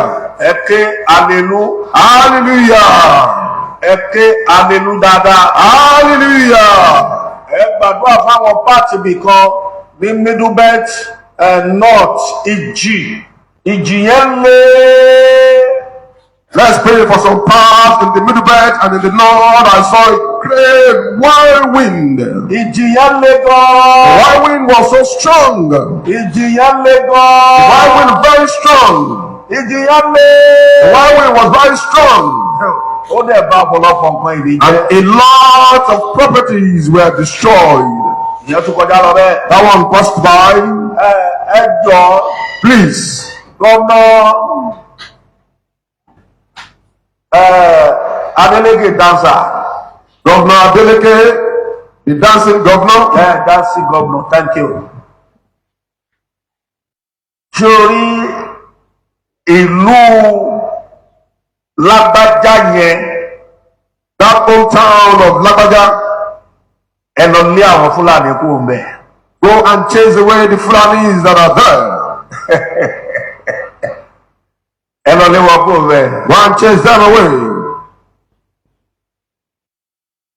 kí ọba ìlú yẹn gan even the king of that town, kó má gba àwọn Fúlàní láàyè. should not allow the Fulanis in that town. Kò tó ń dá lè ṣe fún mi o. There's nothing you're going to do to me. Èmi ò lo security. I don't have any security outfit. Ìbọn lẹ́yìn ní. You have gone. Àwa ní ìkìlá Olódùmarè. We have the backing of Almighty God. Kò tó ń dá lè ṣe fún mi There's o. nothing you can do to me. Olúwa ló ní kí n sọ bẹ́ẹ̀ fún The yín. Lord asked me to tell you that Ọba ìlú yẹn the king of that town kó má gba Fúlàní láàyè wọn. should not allow the Fulanis to operate there. Kó àwọn ọlọ́dẹ ìlú. They should bring out the watchmen in that town that are indigenes of that town. Àwọn ọlọ́dẹ ìlú. Indigenes that are watchmen in that town. Gọ́nà Adélékè. Governor Adeleke, Ẹ túbọ̀ ṣèwádìí deeply. carry out your own research, your own findings. Àwọn àṣírí máa tún tẹ́ ẹ bá ṣèwádìí deeply. Some secret will be opened up if you do your own findings. Ẹ ṣèwádìí ohun tó jó gbogbo ìlú yẹn run. Carry out your own findings concerning what led to the fire break in that town. Ẹ má ṣèwádìí kẹ́ ẹ pàtì síbì kan. Don't just carry out your findings and just push it aside. Gọ́nà Adélékè. Governor Adeleke, Ìwọ gan ní ààwẹ̀ ọjọ́ kan. Ìwọ you kan too fast for one day. Gọ́nà Adélékè. Governor Adeleke, Ní ààwẹ̀ ọjọ́ kan. fast for one day. Ọ̀gbàdúrà pé Just pray that Ọlọ́run tó ń bá ìmọ̀ Àìtófẹ́lì. God that nullified the counsel of Ahithophel. Olúwa ní mo gbàdúrà yìí. The Lord ask you to pray this prayer. Bá ìmọ̀ àwọn alágbára jẹ́ àwọn alágbára ipá àwọn paspalit àwọn partial Principalities and partial. Principalities and partial. praise the Lord. Hallelujah. Pray that God should annul all the counsels of the principalities and partials. Ẹ lọ school òyìnbó tèmi lẹ́ṣọ́ láti handle. Ẹ lè handle òyìnbó mi láíláí. Yóò gbé gbági yóò gbé dákun má jẹ́ kó dúró tì mí. Orí tẹ́nìkan mìíràn mẹ́hẹ́ Ọlọ́run mú. Ó wá kò rí. Praise the Lord. Hallelujah. Ọlọ́run ní kó gbàdúrà. God ask you to pray. Gómìnà Adélékè. Governor Adeleke, Personally, máa lọ gbówó fáwọn wòlíì. don't give money to any prophet or anyone or Islamic cleric to pray for you. Gbàdúrà yẹn. Pray by yourself, fast and pray for one day. Débi aago má pè mí ó bá pè mí èpè ni ó èpè má dá padà ó. Ó lè lò lága ẹyin politician. Don't call me, but just pray by yourself. Olúwa bá ìmọ̀. Lord, destroy and all the counsel Àwọn balógun pàṣẹ orílẹ̀-èdè of the principalities and partials of this nation concerning my life. Torí tó bá ti lè gbà á. If you can pray that prayer, Wàá mi. you will see the sign. Gbogbo tó bá gbé lórí ẹ. Any steps that will take concerning your life, Àdàsán. it will become null. ẹ̀yin olólùfẹ́ wa tí ẹ̀ ń bá wa lọ gẹ́gẹ́ bẹ́ẹ̀ ti mọ bàbá yẹn bàbá tó fẹ́ràn òǹtọ́ ni prophet Ṣẹ́gun Adébáyọ̀ bàbá dáadáa tí wọ́n ń wá kí Nàìjíríà divide láti ọjọ́ tó ti pẹ́ wá wọ́n ti wà pẹ̀lú wa jagunjagun lọ́wọ́ bẹ́ẹ̀ ni bàbá yẹn sọ̀rọ̀ kan wọ́n ní kí gómìnà Adeleke kó lọ ṣe ìwádìí nípa ìjà tó ṣẹlẹ̀ nílùú Lágbájá yẹn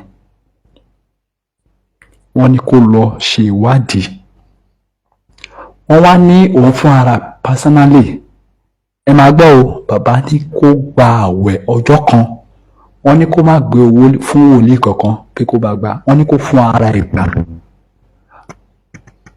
bàbá tó wá ń sọ fún ó ní kó má pe òun o ó ní because ó lóun máa gbéṣẹ́ ìpè ni tó bá pe òun ó ní because ó náà wọ̀ láìkè ẹ̀mí politician fún nǹkan kan ṣe ń gbọ́ bẹ́ẹ̀ yẹn ẹ̀ ń gbọ́ àwọn tó mọ òótọ́ ọ̀rọ̀ àwọn tó ń sùn tọ́ nínú orílẹ̀-èdè yìí ṣe ti ń gbọ́ ọ̀rọ̀ lẹ́nu wọn kò dàbí àwọn bàbá tí gbogbo wọn dákẹ́ tí gbogbo wọn ní ká lọ máa gbàwé 100 days lóun ló máa ṣèfù wa can you imagine that àdìbàtẹ́ tí wàá ń gbàwé 100 days sí ìbéèrè mi ni wípé ẹ jọ̀ọ́ kí ni ìṣẹ́gun kan tí ẹ ti ní náà ṣe mọ iye ọmọ Yorùbá tán ti pa látàgbà tẹni kan lọ máa gbàwé 100 days. Ìbéèrè ẹlẹ́kejì ni wípé kí ni àrídájú gan yín pé ẹ̀yin gangan ń gbà 100 days mú kó máa lókè lọ́kàn ara yín lọ́kàn àyà yín ẹ má bá mi ká lọ. Paul and God, praise the Lord, hallelujah.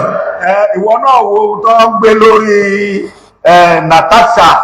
Look at all they are doing concerning Natasha. Ó dasán. It has become null and void. Praise the Lord. Hallelujah. Natasha Nathaniel. Ìmọ̀tọ́ gbé lórí ẹ̀. Their counsel Ó di asán. it has become null and void. Ẹ ti mọ̀ pé ìjọba location wà lẹ́wọ̀. You should know then that you are in a government. Ó sọ fáwọn kan ní 2 weeks ago. I was talking about 2 weeks ago. Àwọn ọ̀jọ̀gbọ́n kan wá káwé wọlé mo ní iṣẹ́ rí ọ̀rọ̀ sínéètì ẹ̀ẹ́rẹ́rì ẹ̀ sí. I was titled concerning the Senate, they are going to laugh. They will see some disgrace. Ẹni dáadọ́ sọ̀rọ̀ 2 weeks ago ló bá wá sílé mi lálẹ́ àná lálẹ́. And the person that we discussed 2 weeks ago came to my house last night. Aago mọ́kànlá ló kó tó lọlé. It was up to like 11 p.m. before he left. Mo ní bàbá báyìí máa ṣẹlẹ̀. He said, so and so is happening. Àṣírí ohun tó ṣẹlẹ̀ rèé. This is secret of what happened.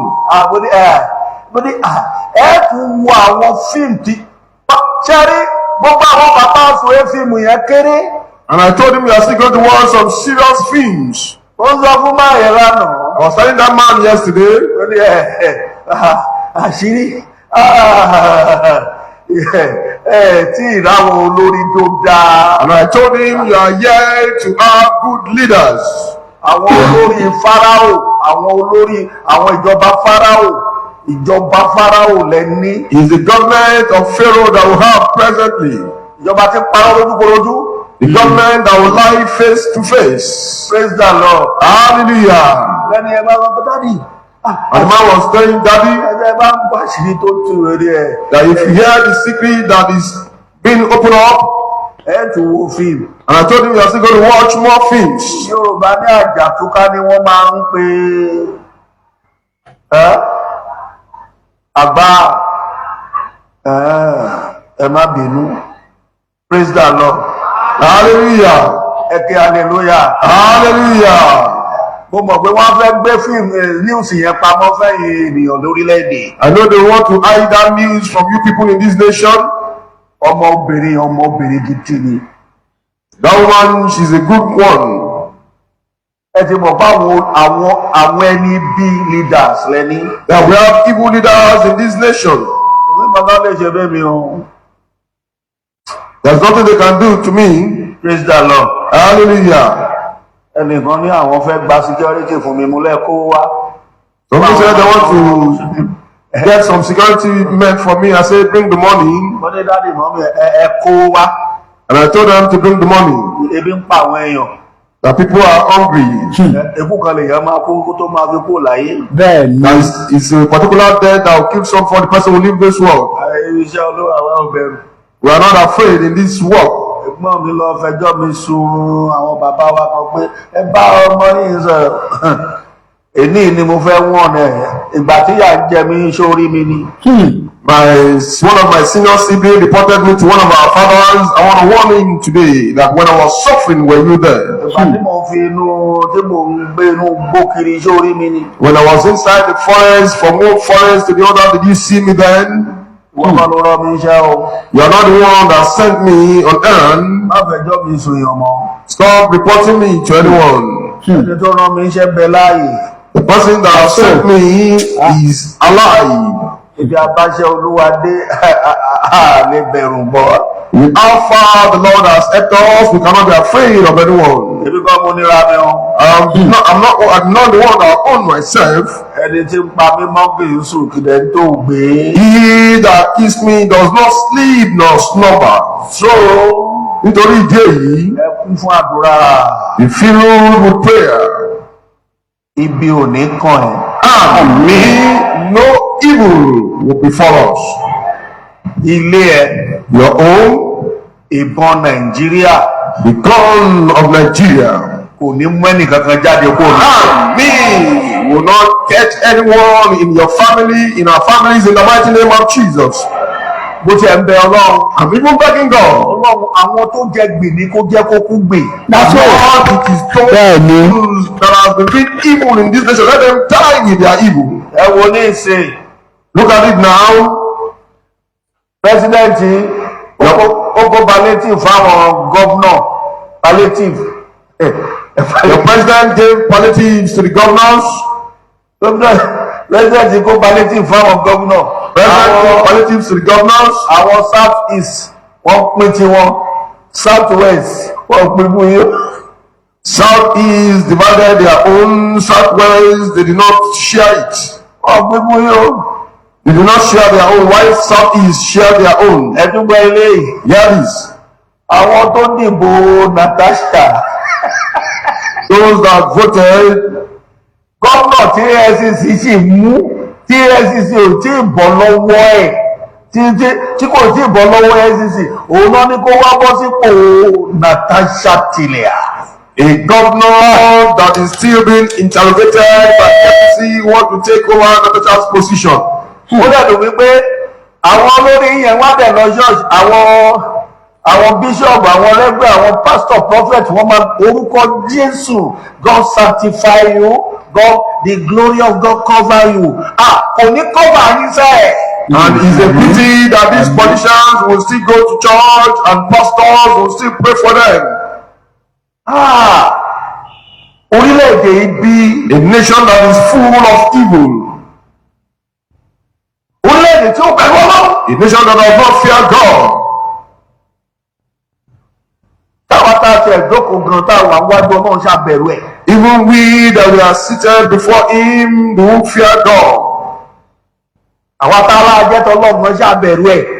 We fear God. We that will call ourselves people of God. ṣàbẹ̀rù ẹ̀. We fear God.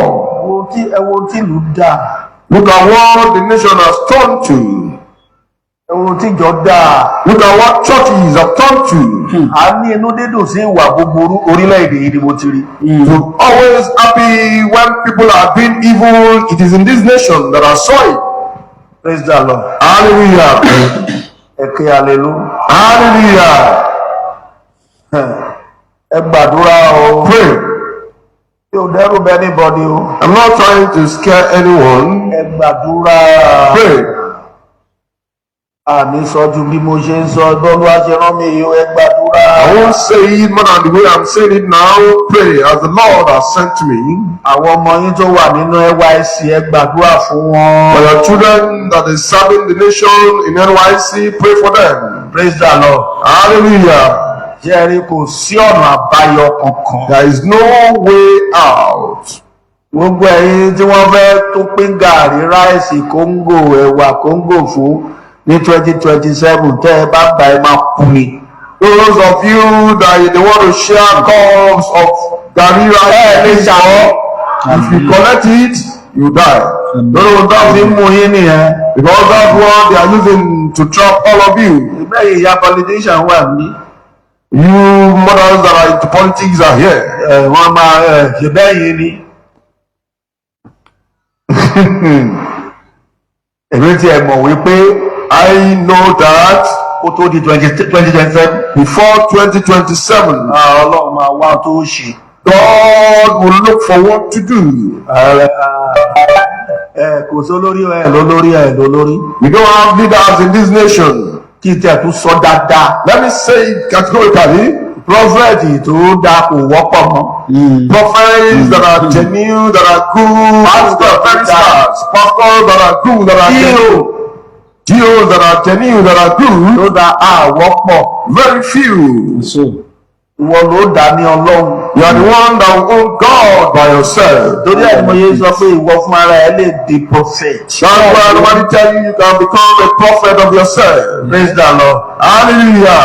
ó bá ẹ sọ òótọ́ òun sùn gbò jẹ́ pé politician ni ẹ. I'm telling you the truth. You are sleeping because you are politicians. wọ́n kó wá fún ẹ ò gbà á. They will give you money, you collect it. wọ́n bá jọ nà yín pọ̀ ni. They're going to beat all of you together. Praise the Lord. Hallelujah. tó lórí ajé ò bá jẹ gbègbò lè kó gbè. God goes that does not eat anyhow, cannot die anyhow. Praise the Lord. Hallelujah. Àṣírí wọn wá ń tú. Their secrets are now being open, being exposed. Àṣírí wọn wá ń tú. Their secret is being exposed. Àṣírí wọn wá ń tú bọ́. Their secret have been exposed. Ó ga o. This is serious. Àdúrà wa gbà. Our prayers will be answered. Ẹ ṣé gan ni ọ̀rọ̀ bàbá kò jù báyìí ní ti àárọ̀ yìí tí wọ́n mẹ́sẹ̀gì tí wọ́n tẹ̀ jáde fún gbogbo ọmọ Yorùbá kò jù báyìí. Ẹ wo bàbá yìí ẹ rí i pé ẹni tó ṣe é tẹ̀lé ni ẹ mọ̀ pé ìránṣẹ́ Ọlọ́run bíi ti Ìgbòho Òòṣà tó ṣe é tẹ̀lé ni bàbá prophet Ṣẹ́gun Adébáyọ̀. Ọjọ́ wo lẹ ti gbọ́ rí kí bàbá prophet Ṣẹ́gun Adébáyọ̀ kó máa sọ wípé kí àwọn ọmọ ìjọ kan wá donate 3 billion naira? Ọjọ́ wo lẹ ti gbọ́ rí? Ọjọ́ wo lẹ ti gbọ́ pé kéèyàn kankan tó bá fẹ́ fi 1 billion support ìjọ wọn kó máa jáde síta? Ọjọ́ wo lẹ ti gbọ́ rí? Irú àwọn ìránṣẹ́ Ọlọ́run tó yẹ kéèyàn máa tẹ̀lé nìyẹn. Bàbá yìí tún máa ń mú eléyìí tó bá níni ó tún fi ń ṣàánú àwọn èèyàn tẹ́bi ń pa. Ẹ lọ confirm bàbá yìí dáadáa. Ohun tí wọ́n ń pè ní ìránṣẹ́ Ọlọ́run nìyẹn, kò ń ṣe àwọn tó ń kọ́rọ̀ jọ. Bẹ́ẹ̀ ni kò ń ṣe àwọn tó ń kọ́rọ̀ jọ. Àsìkò yìí ni ọmọ Yorùbá tí a nílò ẹ̀yin tẹ́ pera yín ní ìránṣẹ́ Ọlọ́run tí gbogbo yín wá dákẹ́ ẹ̀ sọ̀rọ̀. Tó bá sọ̀rọ̀ 100% àwọn tó pera wọn ní ìránṣẹ́ Ọlọ́run ní Nàìjíríà báyìí, èèyàn mélòó ló dìde sí ohun tó ń ṣẹlẹ̀ ní orílẹ̀-èdè Nàìjíríà? Wọn tó out of 100% wọn ò pé 7% láwọn tó jáde tó dẹ̀ ń sọ wípé ohun tó bá wù kíjọba lọ ṣe fún wọn kò kàn wọ́n. Ṣùgbọ́n nǹkan ẹ wá ń fi wá cash out. Wọ́n ń pa ọmọ Yorùbá lọ́tún, wọ́n ń pa ọmọ Yorùbá lósì, ẹ̀dẹ̀ ṣe ń cash out lọ. Ẹ ní dúró náà o. Àdàbí tó bá jẹ́ pé bí Ọlọ́run ṣe rán yín nìyẹn, nǹkan lè fi máa dúró ná gbogbo dúkìá tẹ̀ ń kójọ yẹn. Ẹ bá wa tẹ̀síwájú ká gbọ́ ọ̀rọ̀ lẹ́nu bàbá wa tí wọ́n ń sọ̀rọ̀ nípa Ìgbòho Òòṣà lọ. Mohammed wèrè tó ń ṣe tí gbogbo àwọn mùsùlùmí tó ń ṣe Mohammed kí èké àtọ̀nà náà kó máa bá kìnnìkan. Go and read the history. Just go and read the history. Kò ṣe tó nǹkan tí Sunday Igboho ṣe. Ṣé rí nǹkan tí Ọlọ́run fi máa ń rán òjíṣẹ́ tọ́lọ́run fi máa ń rán òjíṣẹ́ ni pé òjíṣẹ́ tí Ọlọ́run máa ń rán èèyàn sí ìran ni. Jésù Kristi nìyẹn, ogán dìdí sọ ni wípé Ọlọ́run rán òun sí lordship of the house of Israel. Ó tọ́kàn mú tara ní èmi ò gbàgbọ́ lẹ́rọ nígbàgbọ́ lẹ́rọ ní abala gbàgbọ́ kìnnìkan àtàché là ń ṣe. Àwọn ọmọ Israel Ọlọ́run rán Jésù sí. Ẹ má jẹ́ àtàrà wa gbogbo àti all tribes and tongues àtàché gbogbo wa ń ṣe. Gbogbo àwọn pásítọ̀ Adébóyè èèyàn Ọlọ́run rán wọn sí Yorùbá, Ọlọ́run rán wọn sí ìran wa ẹgbàgbọ́ àwọn kan ń ṣe business tí wọ́n ní o. Àwọn shock nígbà tí Fúlàní ń pa èèyàn, pásítọ̀ Adébóyè ò jáde báyìí kó sọ̀rọ̀. Nígbà tí Israel àti Palestine tó bẹ̀rẹ̀ ogun wọn, pásítọ̀ Adébóyè ṣe fídíò pé àwọn wà behind Israel, àwọn máa pray fún Israel. Can you imagine? Ṣé Israelite ni? Ṣé àwọn ọmọ ẹ lè kó gbá? Ṣé tógun bá wọlé Yorùbá sáwọn ọmọ Adébóyè wọn lè kó gbá kan lọ? Ṣùgbọ́n gbọ́ bẹ́ẹ̀ nígbà tí Fúlàní ń pààyàn nílẹ̀ Yorùbá, pásítọ̀ Adébóyè ò rí ẹni tí sọ sí. Ṣé ó yẹ kó rí bẹ́ẹ̀? Ẹja bira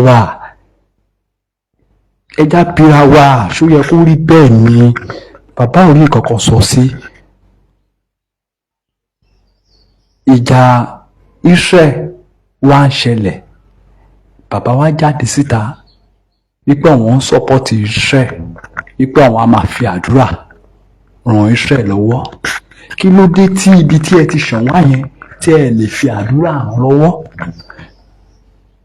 bí gbogbo yín tún fẹ́ gbàdúrà náà Nàìjíríà náà lè tún máa gbàdúrà fún àgbọ̀rí kẹsàn wípé ilẹ̀ Yorùbá o Ọlọ́run yọ wá kúrò nínú ogun agbénipa Ọlọ́run gbà wá kúrò nínú kọtakósí àgbọ̀rí ẹ wá lọ ẹ tún lọ ń gbàdúrà yìí pé ṣé Israel sọ fún yín pé àwọn ò lè dá ogun jà ni àbí ṣé Israel ti sọ fún yín rí pé ìgbà táwọn bá dójú ogun àdúrà làwọn fẹ́ fi jagun bí Jésù ṣe kọ́ wọn ọkọ̀ àti àdá nìyí àti àwọn kankan àtàwọn kankan làwọn fi ń ja ogun tiwọn àwọn ọ̀hún sọ pé orúkọ Jésù lásè fún wọn ibo kí ló ń jẹ́ bẹ́ẹ̀ wàá múra síra ẹ̀ ni wàá tó nǹkan tó bá yẹ kó tó kọ́ra wàá wá fi àdúrà wàá wá fi tira ẹ lẹ́yìn pé ogun tí mò ń lọ Ọlọ́run jẹ́ kí n lọ rí kí n bọ̀ rí ìyẹn wà bọ̀kẹ́ máa sọ pé orúkọ Jésù ń kọ́ àwọn ọmọ Israẹli bọ́n ṣe ń ja ogun rèé tọ́dẹ̀ fi ń dìfẹ́ǹdì ìlú wọn dọ̀la òun là ń sọ fún yín Ìgbòho ṣá òun ni Mohammed tiwa òun ni Jésù tiwa ẹjọ́ kọ́ wa nínú bí a ṣe dìfẹ́ǹdì ilẹ̀ wa ẹ má bá a kà lọ. lọ sí Israel ṣé máa fún wọn citizenship ṣáàtì àti jábọ̀ gbé Israel náà tó lè fún ẹ tí ìfàṣọ lè fún ẹ ní citizenship ní Israel ó lè dọ́mọ ìlú wọn ó lè fẹ́ ọmọ ìlú wọn gan gbogbo àwọn wèrè tán láwọn mùsùlùmí àwọn ń ṣe kìnnìkan nílẹ̀ Yorùbá ṣé wọ́n lè gbé Saudi ni tán bá gbé Saudi ṣán lè fún wọn residency tán bá fún wọn residency ṣán lè fún wọn citizenship ni ṣé wọ́n lè fẹ́ ọmọ wọn ni nínú gbogbo race ní àgbáyé kò ń ṣe ti ọ̀rọ̀ ẹni tí ò bá ṣe pé wọ́n bà ayé Yorùbá jẹ́ wọ́n bà ayé wa jẹ́ gbogbo ìwà burúkú tí Yorùbá ń wù lẹ́nìí we learnt it báyẹn kọ́ ni wà báyẹn kọ́ lọ náà ṣe dá wa à ń ṣèyàn burúkú nínú gbogbo race I live in America I have met with different race different people from America because America is a place tó jẹ́ pé kò sí ẹni tó ń wá lágbàáyé kò sí country wàá rí we have made whether the Chinese the Europeans the the Indians the Africans kò tí ẹ̀ sí ní anywhere in the world America wọ́n ti meet wọn bí mo ṣe ń meet pẹ̀lú a lot of people wọ́n á realize pé Yorùbá ni Ọlọ́run dá yàtọ̀ jù àwọn Saudi wèrè àwọn Arab yẹn àwọn náà wọ́ọ̀sì jù nínú gbogbo àgbà nínú gbogbo race tí mo ti rí o àwọn Arab àwọn Saudi kankan Arab yẹn àwọn náà wọ́ọ̀sì jù in fact àwọn yẹn wọ́n tún wọ́ọ̀sì they are wicked they are very worst irọ́ dẹ̀ ni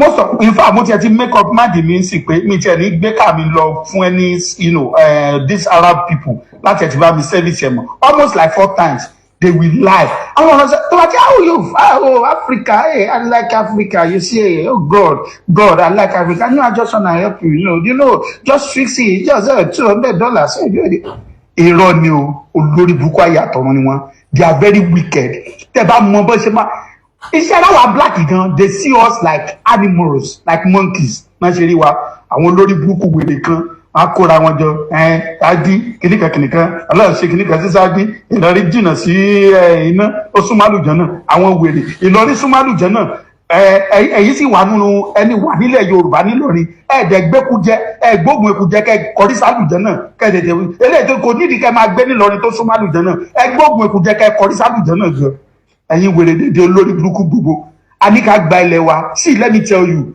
forward this message wide and near we must get out ṣé tí a bá gba ilẹ̀ wa oh my God oh my God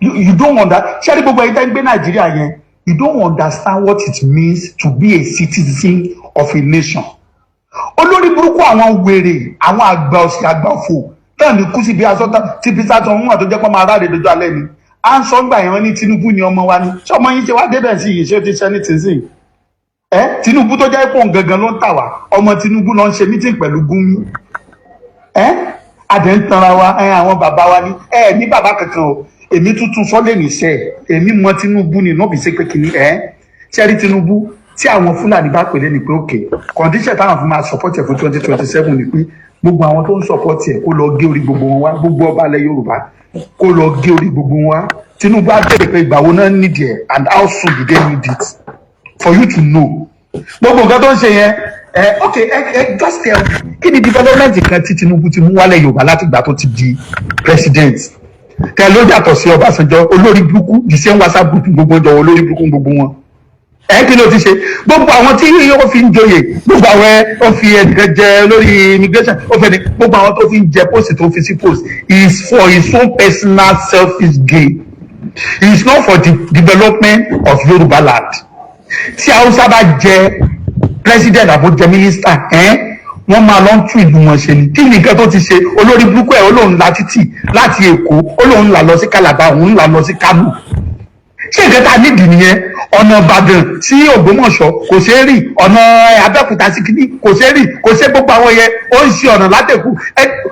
You know the funniest thing, ẹ tún lọ wádìí ẹ tó wá tún gbé contract yẹn fún ọmọ ẹ àti Ṣàgúrì ló tún gbé contract 15 billion àti $23 billion ọmọ ẹ ló tún gbé contract yẹn fún. Ẹ̀yin dẹ̀ wò pé Tinubu ń ṣe nǹkan àlópònú ló pọ̀ jù nù yín. Ṣé wọ́n ṣépè fún yín kẹ́yìn wọ́n àṣẹrú láyé tí yín? Ṣé gbogbo alágbọ́dọ̀ máa káwọn sókè bàbá o ọmọ olódò dẹ bàbá nìyẹn bàbá nìyẹn síwájú nìyẹn ṣé wọ́n ṣépè fún yín? Ṣé orí yín burú ni? Ṣé wọ́n ní kẹ́yìn máa ṣe rere láyé ni? Wọ́n ní kẹ́yìn máa jẹ gọ́fúnà, wọ́n ní kẹ́yìn máa ṣe kìíní ni? Ẹ mọ̀ pé tá a bá ní ilẹ̀ wa tí òun kálukú bá ní ìlú ẹ̀ ọmọ ilé Ifẹ̀ lèmi Ọọ̀ni of Ifẹ̀ tó ń ṣe náà dandan bísínẹ́sì tiẹ̀ ló ń ṣe toró náà mọ̀ ìpé tán bá gba ìlú gbogbo góòdì tó nìkan dá wà ó máa wá góòdì yẹn máa fi tún gbogbo ìlú ṣe. They are just doing their own business. So tó bá ṣe ń wò pé ẹ lọ́ba ẹni dòye ẹni gómìnà ẹni kìíní kan ìkọ̀ọ̀kan náà máa pa gbogbo yín tán. Everybody must arise and save your life. Tán bá ti pé rally everybody jáde ìgbà ẹni ìlú wa tó lè dà. A máa wá sí ìlú òyìnbó ẹ máa sin òyìnbó òyìnbó á tún wá sí Nàìjíríà á tún wá di ọba lórí yín. Nígbà tí mo wà ní Nàìjíríà mo ní àwọn bọ́ìsì kan church mi ń gbà yẹn tó ń ṣiṣẹ́ pẹ̀lú àwọn Chinese company CCECC mo kàn lọlé wọ́n jọ kan ní òyìnbó yẹn bá pè ọ̀rọ̀ tí mo ń sọ báyọ̀ ọ̀rọ̀ 2004 àbí 2005 lórí inú ẹ̀ bá pè ẹ̀yìn mo lóyìnbó Chinese yẹn bá pè ọba ní yíṣà ṣé òun bá ṣe bá sọ pé yẹsọ̀ bá ní pé masters làwọn máa ń pè àṣà 2004 àbí 2005 ni wọ́n sọ fún yìí o CCECC ìgbà yẹn wọn ní bẹ́ẹ̀ Fáṣọlá àbí Tinubu náà ló gbé ó ṣe gbé kọ́ńtàtì Badagry kìíní kan matthew ọ̀sẹ̀ fún wọn gbà yẹn ní ọ̀fẹ́ 2006 ọ̀ṣọ́ ó bá ní masters náà máa ń pe àwọn Chinese ní Nàìjíríà máa ń rí wọn bí Ọlọ́run ni àwọn Chinese tó jẹ́ pé most of the time wà Nàìjíríà yẹn àwọn ẹlẹ́wọ̀n wọn náà kó wá kí wọ́n máa ṣiṣẹ́ Nàìjíríà masters náà máa ń pè wọ́n tẹ́ bá rí bọ́ ṣe máa ń respect Chinese ẹ bá rí Chinese tó ṣe máa treat wọn nílẹ̀ tiwọn àti India fẹ́ ṣe máa ń treat àwọn tó ń ṣiṣẹ́ ní factory ní Nàìjíríà yẹn ṣé nígbà tí mo dá Amẹ́ríkà mo tó mọ̀ pé Chinese ò Germany tì nígbà mo ti ọkọ̀ wà ní school mo kọ́kọ́ wọ̀n pé Chinese ṣe rí nígbà tí oh my God tí mo wá dá Amẹ́ríkà ṣe rí Chinese ẹ mọ̀ pé àwọn ó dà pé wọ́n dá wa mọ̀ black akátá yàtọ̀ sí kínní wọn ti Chinese ò ti fẹ́ wà lára tẹ́ bá lọ sí sọ àwọn Chinese kẹ́ẹ̀kan máa lọ mo tí mo ti ṣe rí ni o kẹ́ẹ̀kan mọ́mọ́ kẹ́ẹ̀kan kọlù kẹ́ẹ̀kan gbá kẹ́ẹ̀kan kọlù olótú máa sọ fún mi pé I'm sorry wọ́n máa ṣe gẹ́gẹ́ wọ́n máa tójú bọ̀lẹ̀ ni wọ́n ní ilé wòye lójú wọ́n máa lamẹ́ríkà bí ni o bọ̀ wọ́n á wá sí Nàìjíríà àwọn adọba lẹ́yìn lọ́wọ́ Arabu àwa adọba lẹ́yìn lọ́wọ́ India àwa adọba lẹ́yìn lọ́wọ́ wọ́n á ọ̀pẹ́sì yín nílé yín wọ́n á tún ọ̀pẹ́sì yín níta kí wọ́n á ní iyipẹ́ ẹjẹ́ ọmọ orílẹ̀-èdè kí ni mo tún béèrè ni o what is the essence of you being a citizen of a country nílé níta. And that's how you have been disrespected all over the world because they know pé kò síbi tó fẹ́ sá padà wá tó máa náà fẹ́ dìpọ́tì èèyàn ní Nàìjíríà ní Canada ọmọ Yorùbá wa tó fẹ́ dìpọ́tì wọn ó máa ní òun yà máa kú ní ilé ìtàn fún máa dìpọ́tì wọn because kó máa níwèé Canada kó máa ṣiṣẹ́ warehouse kó máa gbá títì ó pé ó ṣoríire ó fi lọ́kàn balẹ̀ ju kó wá gbé Nàìjíríà kó wá gbé ilẹ̀ Yorùbá rẹ̀ lọ. How long are we going to continue like this? Àwọn bàbá yín wọ́n sin ẹrú olóṣèlú ẹ̀yin náà tún ti sin ọ̀rọ̀ olóṣèlú ṣé àwọn ọmọ tẹ́ ẹ bí ọ tún ti ń sọ ọ̀rọ̀ olóṣèlú ṣé kọ́ ọmọ yín tún sìn wọ́n ni gbogbo àwọn olóṣèlú yẹn tẹ́ ẹ rí kò sí ọmọ wọn àtìyàwó wọn tí ò sí bí wọ́n ti ra léra ọgbẹ̀ fún wọn bí tí wàhálà bá ṣẹlẹ̀ gba lọ́la báyìí gbogbo wọn next available flight ni èyí dẹ́ tẹ̀lé olóṣèlú APC ni PDP ni àló lórí burúkú ló pọ̀ jù nù yín tí wọ́n bá ti pe rally let everybody come out we need to get back our land tí a bá gbalẹ̀ wa kò sí rere kankan tẹ́nì kankan máa sí o òótọ́ kan mo sọ fún yín àṣírí and this make me to remember one rich man a máa ń pè ní Dende Fernandez very rich man ó lọ ra island kan síbi kan ó ní owó bíi wèrè ó ti kú báyìí ó ti lọ ṣe eré pa nílẹ̀ Yorùbá ńgbà tó kú tán ìgbà míì wọ́n á fòkú mi ránṣẹ́ lọ sí síbì kan ẹ lè rọmọ ẹ lérí kíní ẹ wo gbogbo àwọn olówó Ìbàdàn Yẹkínní Adé Ọjọ́ Àríṣekọ́lá kìnìkan ẹ lọ wò wọ́n tán bá ti kú báyìí the traces ends. Abíọ́lá bó ṣe lówó tó mo ti rántí mo rántí gbà Abíọ́lá wá sọ́yọ́ that was around 92 or 91 tí mo rí lọ́yọ̀ mo ń gbọ́ mo wà lọ́yọ̀ ńgbà ẹ̀ Abíọ́lá wá this man oh my God he was a bí ìmọ̀ Abíọ́lá lè kú kí gbogbo ilé ẹ̀jẹ̀ da owó instantly kò ń ṣe pé báyà àwọn ọmọ ẹ̀ lówó yẹn díẹ̀ o tí wàá ṣe kí ló ń tẹ́ fi máa mọ̀ nìyẹn Bíbélì náà ti sọ ó ní olódodo máa ń fi ọrọ̀ sílẹ̀ fún ọmọ ẹ̀ Abíọ́lá ọlá ẹ̀ ó kú lórí ẹ̀ nítorí pé olórí burúkú ni he is not a righteous man he is a wicked man but ẹ̀yin ò mọ̀ we never knew that time they were using us to make transactions.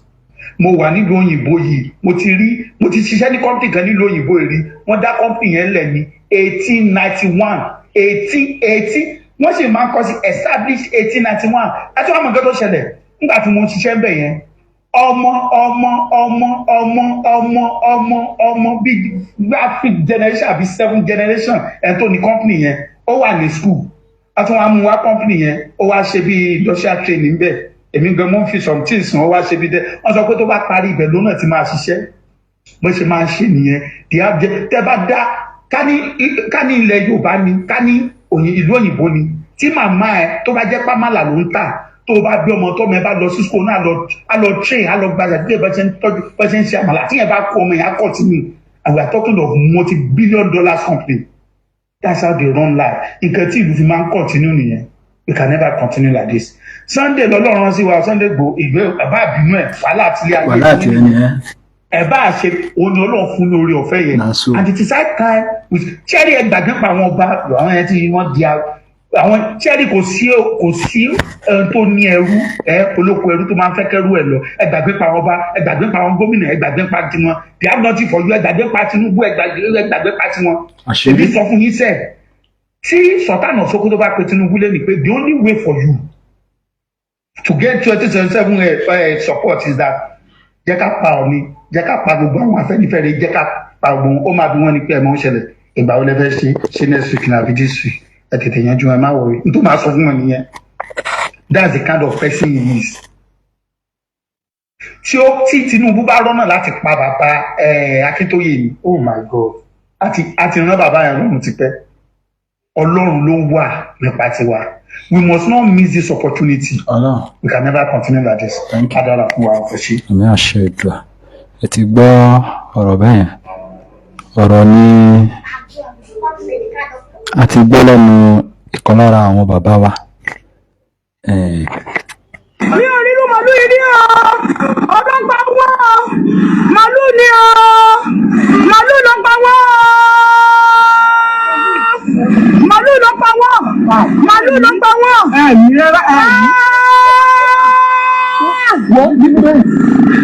Màlúù ló pa wọ́n. Màlúù ló pa wọ́n. Ẹjọ́ ẹgbẹ́ tí wà. Màlúù ló pa wọ́n. Àwọn onímàlúù ti lọ. Àwọn onímàlúù ti lọ.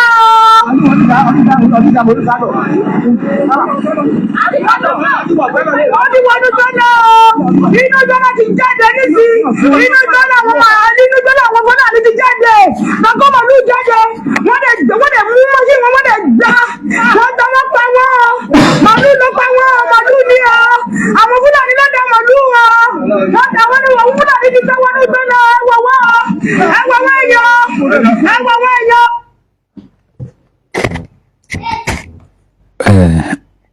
Ojú ogun wa ṣì ń bóbọ̀ ni tó bá ti bó dé stéèjì kan gbogbo wa ló mọ ohun tó yẹ ká ṣe bẹ́ẹ̀ ni. 1950 we dey use Bible and Quran dey swear politicians in dem still dey thief our money yet Bible and Quran no fit do that many things. God our mumu never do. No, I dey ask all of us. Our mumu never do. All these politicians when you dey see, they get sense pass you. They know say Bible and Quran no level. They know. They no say no level. Now you just dey carry Bible and Quran for head like something I not know. All the politicians they no say no ordinary book when your colony do brainwash your brain because you not get sense. Because you all for na many for na not get sense. Why I made them try use Amadi Hanobu swear them in. They not feel agree to accept to swear them in with Amadi Hanobu. No, make them accept, make them try swear them in with Amadi Hanobu. God, I beg you. What are they doing? You don't feel collect penny from public fund. I oppose this thing. They don't dey fear Quran, they don't dey fear Bible because they know say that thing na just ordinary book. When your colony, you brainwash your brain. I dey tell them all this thing now, and they look at like say na play. People like say don't go smoke again. Before many of una go realize wetin I dey talk for here, the whole world go don run leave us.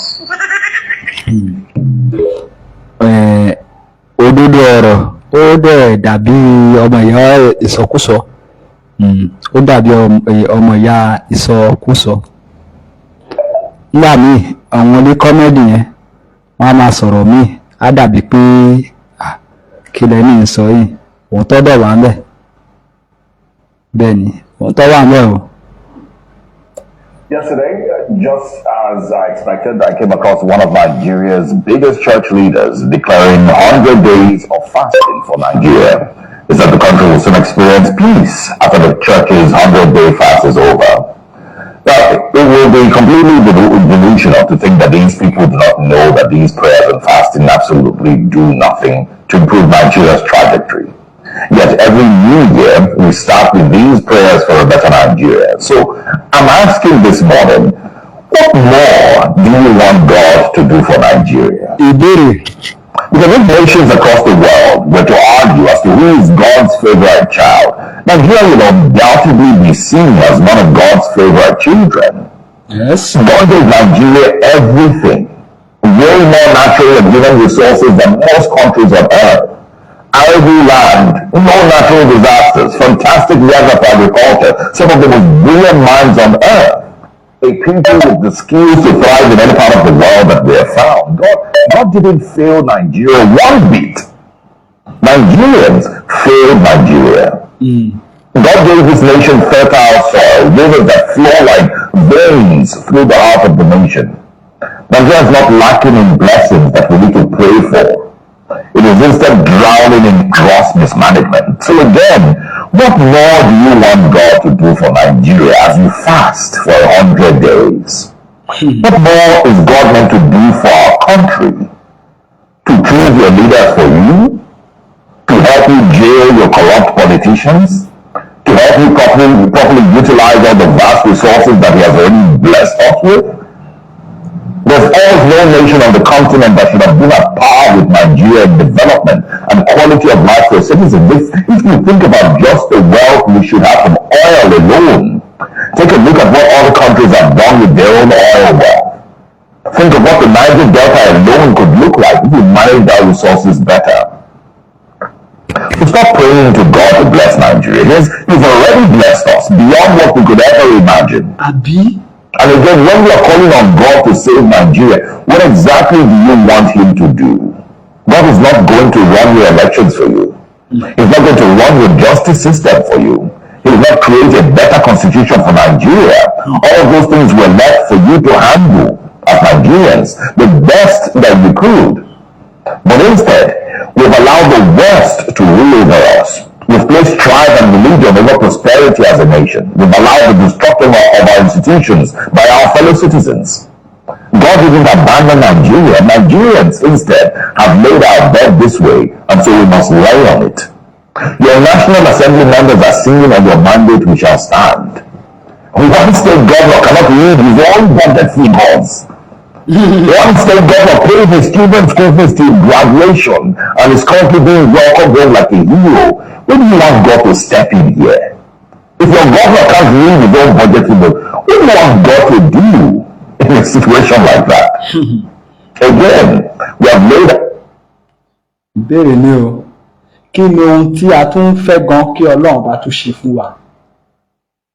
Ẹ̀yin olè 100 days fasting and prayer. kí ni ohun tí ẹ tún fẹ́ nígbà tí orílẹ̀-èdè Nàìjíríà wà ní ipò kíní tó sin Ọlọ́run jùlọ, tó lè gbàdúrà jùlọ, tó lè ṣe gbogbo ẹ̀, tí orílẹ̀-èdè Nàìjíríà ò dẹ̀ lójútùú. A ní action yín, ẹ wá fi àdúrà tì lẹ́yìn. Action yín gangan ló ṣe kókó. Bible tí gbogbo yín kà ó sọ wípé work and pray. Ibo lẹ ti rí tí Bible ti sọ wípé orí òkè nìkan ni kò ṣáà máa lọ, má ṣiṣẹ́ o. Tó túmọ̀ sí pé ẹ kọ́ àwọn èèyàn bí wọ́n á ṣe defend ara wọn, ẹ yé tan àwọn èèyàn jẹ mọ́. Bẹ́ẹ̀ ni, ẹ yé tan àwọn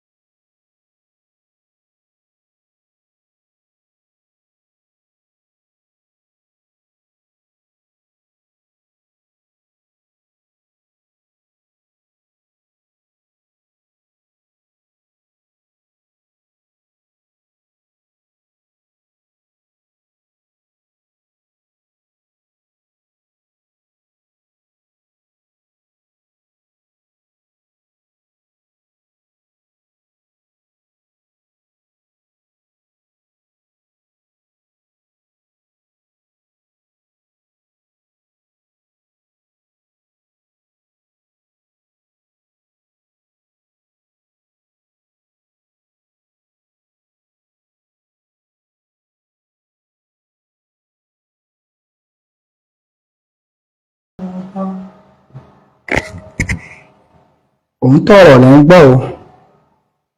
Bẹ́ẹ̀ ni, ohun tí wọ́n fi gba nǹkan sọnù bí ọwọ́ wa tí gbogbo wa dẹ̀ mọ̀,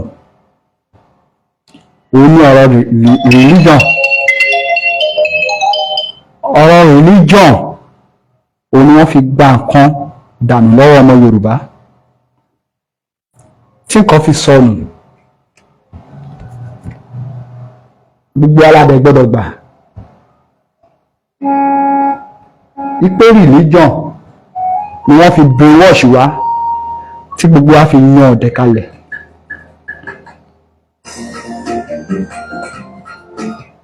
Surplus on the weight.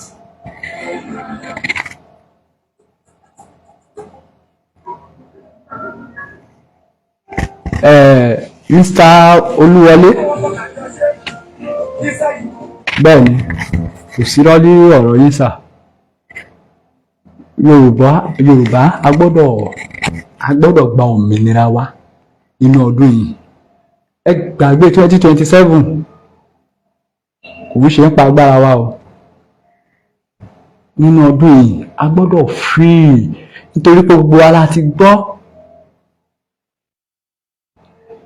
ti gbọ́ mẹ́sẹ̀gì tí àwọn jihad tí wọ́n wọlé, odidi ìlú kan ni wọ́n, mẹ́sẹ̀gì tí wọ́n fi tán pass ní ọjọ́ Sunday, wọ́n ní àwọn máa gba in the whole 36 states before December. Ẹ lọ wo ìbọn tó wà lọ́wọ́ wọn. Gbogbo ẹ̀yin tẹ́ bá gbọ́ bí mo ṣe ń play lẹ́ẹ̀kan, ẹ gbọ́ bí ìbọn ṣe ń dún kàkàkàkà kẹ́kẹ́kẹ́kẹ́kẹ́kẹ́. English ó kọrin ó ń kọ kíni, ó ń kọ orin. Lánàá wọ́n ya gbo military barrack ní Borno, wọ́n dẹ̀ jẹbẹ̀rún. Ọ̀pọ̀lọpọ̀ sójà ni wọ́n padà nù, ọ̀pọ̀lọpọ̀ wà nílé ìwòsàn, àwọn tó kù wọ́n fẹsẹ̀ fẹ́. Kójú má rí bí, gbogbo ara ní kíni, gbogbo ara lògùn ẹ̀, gbogbo ara ní mẹ́dísì ẹ̀. Ẹ má jẹ́ kí Fúlàní wá kọ́ wa lẹ́kọ̀ọ́ o. Ẹ má dọ́rùn mú tọ́ o. À ń sọ o. Fúlàní ti wá ní, wọ́n ti wá ṣe iṣẹ́ kan lẹ́ẹ̀rin wa débi wípé wọ́n ti mọ àwọn kan tó dúró dédé. Irú ìkan lára àwọn tó pa ní Ondo State ní bí ọ̀sẹ̀ bí méjì sẹ́yìn. Lára wọn a rí bọ̀bọ́ kan lára wọn tó jẹ́ ajìjàgbara nígbà tí wọ́n yìn tí ò wọlé wọ́n wá ráǹdì ẹ̀ wọ́n sọ̀ráǹdì ẹ̀ ó fẹ́ sá lọ wọn ò jẹ́ kó sá lọ ó fẹ́ sá lọ wọn ò jẹ́ kó lọ wọ́n wá bò mọ́lẹ̀ wọ́n mú gbogbo nǹkan tó jẹ́ nǹkan ẹ̀ṣọ́ ẹ̀ tó fi ń ṣọ́ra ẹ̀ nínú oko yẹn wọ́n já dànù ìgbà yẹn ni ìbọn wọn tó wọlé sí lára. ká ní pé irú ẹ̀ nìyẹn kó wá ríyàn sọ́pọ́tì ẹ̀ kó ríyàn àsìsì ẹ̀ àbí ká ní pé ìjọba ti encourage ẹ̀ tó ọ̀gbọ́n ti ní nǹkan ìjà dání nígbà tí wọ́n ti ń yí yẹn tí ò wọlé kí lòun náà máa ṣe á máa dá títí ẹ̀ padà ṣùgbọ́n ordinary ni ìbọn ṣàkàbùláǹsì bí a gbé dìnẹ́sì àálọ jẹ́jọ́ ní police station Fúlàní tó jẹ́ ọmọ àtọ̀húnrìnwá dẹ̀ ń fi AK-47 wọ́n ń pe kiri inú ìlú tiwa ẹ̀yin ìjọba tẹ́lẹ̀ à ń sọ wípé torí pé Fúlàní ló wà lórí oyè àsìkò tí tó tún wá jẹ́ pé ọmọ Yorùbá ló wà lórí oyè nǹkan kí la tó fẹ́ sọ sí yẹn kí la tó fẹ́ sọ sí ìyẹn gbogbo yín tẹ́ ń gbàbọ̀dẹ̀ fún wa ìgbẹ̀yìn yóò ní dá ẹjá gbọgbọ́ orin yìí. kò sí Nàìjíríà mọ́ o Nàìjíríà ó ti kú tipẹ́tipẹ́ láti 2014 àti tó pín. kí ni ohun tí àwọn olórí wa ṣì ń wò láti 2014 tó ti expire kí ni ohun tí ẹ̀ ń wò ìbéèrè mi nìyẹn. 2014 láti pé 100 years Yorùbá nation àti tó lọ kẹwò gbogbo tẹ́bílẹ̀ Yorùbá fi sí kí gbogbo ẹni tó sọ bẹ́ẹ̀ láti yan wọn lẹ́gbà bó bá jẹ́ pẹ́ẹ́sì. ilẹ̀ Yorùbá tóbi débi wípé kọ́ máa sọ pé bóyá ṣe láà tóbi bóyá àtògbà orílẹ̀-èdè bóyá nǹkan tẹ̀yìn kan ń wò nìyẹn mélòó ni gbogbo Ghana ṣé gbogbo Ghana tiẹ̀ tó Ọ̀yọ́ state Burkina Faso ṣé Burkina Faso tó gbogbo Ọ̀yọ́ state ìbéèrè mi nìyẹn tẹ bá wá sọ pé Lagos state Ondo state Ekiti state Ọ̀ṣun state Ògùn state Ọ̀yọ́ state kẹ wá máa sọ fún mi Kwara Kogi kẹ wá máa sọ fún mi pé àtògbà òmìnira kí ló ń jẹ́ bẹ́ẹ̀ ẹ̀tútọ́ ẹ̀dá ni. ló sọ bẹ́ẹ̀ lẹ́lẹ̀ Yorùbá ò sí láti yan wọn lẹ́gbà. àṣẹ. ó bá dábọ̀ sílẹ̀ lókìlẹ̀ Yorùbá ò sí láti yan wọn lẹ́gbà àmì àṣẹ. bó bá jáwọ́ ẹgbẹ́ sáà Ọlọ́run láti yan wọn lẹ́gbà àṣẹ́gun. ó bá kẹjà wọn bá nọ́ọ̀sì o tó nílẹ̀ Yorùbá ò sí ní tó bá ní. láti yan wọn lẹ́gbà. láti yan wọn lẹ́gbà Ọlọ́run yọ. lẹ́kọ̀ọ́ kúkú ògùn o àṣẹ.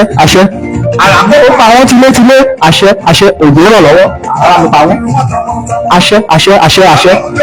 ó jẹ́ wọn kan sọ́nà. ẹnìlẹ́ ọlọ́ba o. tilẹ̀ Yorùbá pátápátá ní ọ̀yà tó sọ̀rọ̀. mi ò dìtẹ̀ mọ́ba ọdún olúwo. ọbẹ̀ ni tó bá ń gbàgbọ́ dé fún. gbogbo olúwo àtàwọn ẹmẹ̀wá ẹ̀ tí ẹ wá ń gbàbọ̀dì fún wa tí ẹ sọ wípé ẹ fẹ́ gba ilẹ̀ Yorùbá fún Sultan Sokoto lọ́jọ́ kìíní àná Kwara State ni wọ́n gbà wọlé kó tó di pé aṣẹ́gun wọn nísìnyí ẹ tuntun gba ti Ọ̀ṣun State wọlé ẹ tuntun gba ti Ọ̀ṣun State wọlé gómìnà Ọ̀ṣun ọbẹ̀ dákẹ́ òun wo Adeleke ẹ̀mí ẹ̀ ṣe mí ẹ̀mí ẹ̀ ó ṣe kí ni ó ṣe mí Kwara ni wọ́n lò lọ́jọ́ kìíní àná wọ́n ti ń lo ti Ọ̀ṣun State ìhun ní Olúwo ó fi ń sọ wípé kò sí nǹkan tí a máa ṣe tó ṣe ń ṣe bó ṣe wù ú. Sultan Sokoto fún níyàwó, ó kó gbogbo àwọn Fúlàní fún kó máa gbé nínú Ìwó. Gómìnà ìpínlẹ̀ Ọ̀ṣun state títàná ó dákẹ́, ìwọ náà tún débẹ̀ sí Adémọ́lá Adélékè, ìwọ náà tún dákẹ́. Continue. Bàbá, láti rún wọn tílé-tílé, lọ́mi máa wọ́n tọmọtọmọ, àpariwo àwọn wà Fúlàní mọ́. Ṣebí wọ́n pa wá kiri, wọ́n tọ́ wa láyà, wọ́n tọ́ wa lọ́mọ, àpariwo àwọn òbá wọn mọ́ nílẹ̀ Yorùbá torí ẹ̀ lọ́sẹ̀ ní wọ́n lára. Ó tẹ̀lé ìjọba olówó, Oúnjẹ ti wọ́n. ọmọ ológo èkó. Àdìgbà máa lọ, wọ́n gbàgbọ́dẹ̀ fún wa, wọ́n dá wà láyà o, Ọlọ́run ọba wò wá dá, wọ́n pa wá lọ́mọ o. Gbogbo èrè òkú pátápátá. Wọ́n ti gba gbogbo ẹ̀jẹ̀ pátápátá. A dẹ̀ sọ pé a ò wá wọn mọ́ o. Alẹ́ ìsàní ká máa lọ. Bàbá bábí tó wà lójú. Gbogbo àwọn tó ń wọ́n lára o. Nílẹ̀ Yorùbá, adìyẹ àfẹ́ Yorùbá ti tó lọ. Abẹ́ lórílẹ̀-èdè tuntun. Odùduwà Republic. Ṣé òun la fẹ́? Ṣé òun gbogbo ọmọ Yorùbá ń pariwo? Odùduwà Republic la fẹ́ o. Ṣé gbogbo ọmọ Yorùbá ń pariwo? Thunder Film Films and Records. Oníkàkọ́ wọn tọ́ka jọ. Ẹ má bínú sí wa, bàbá wa kan ń pè wá bí orí ètò bá ṣe ń bá ètò lọ yẹn. Ó dàbí pé wọ́n fẹ́ bá wa sọ̀rọ̀ ni, nítorí pé ìkan lára àwọn olólùfẹ́ Koiki Media náà ni. Bàbá mi ẹ káàsán sà. Àmọ́ bóyá ẹ fẹ́ bá gbogbo ọmọ Yorùbá sọ̀rọ̀ ni. Mi ì tí gbọ́. Mo wà ń live program. Rárá mi ò gbọ́, mo wà ń live program.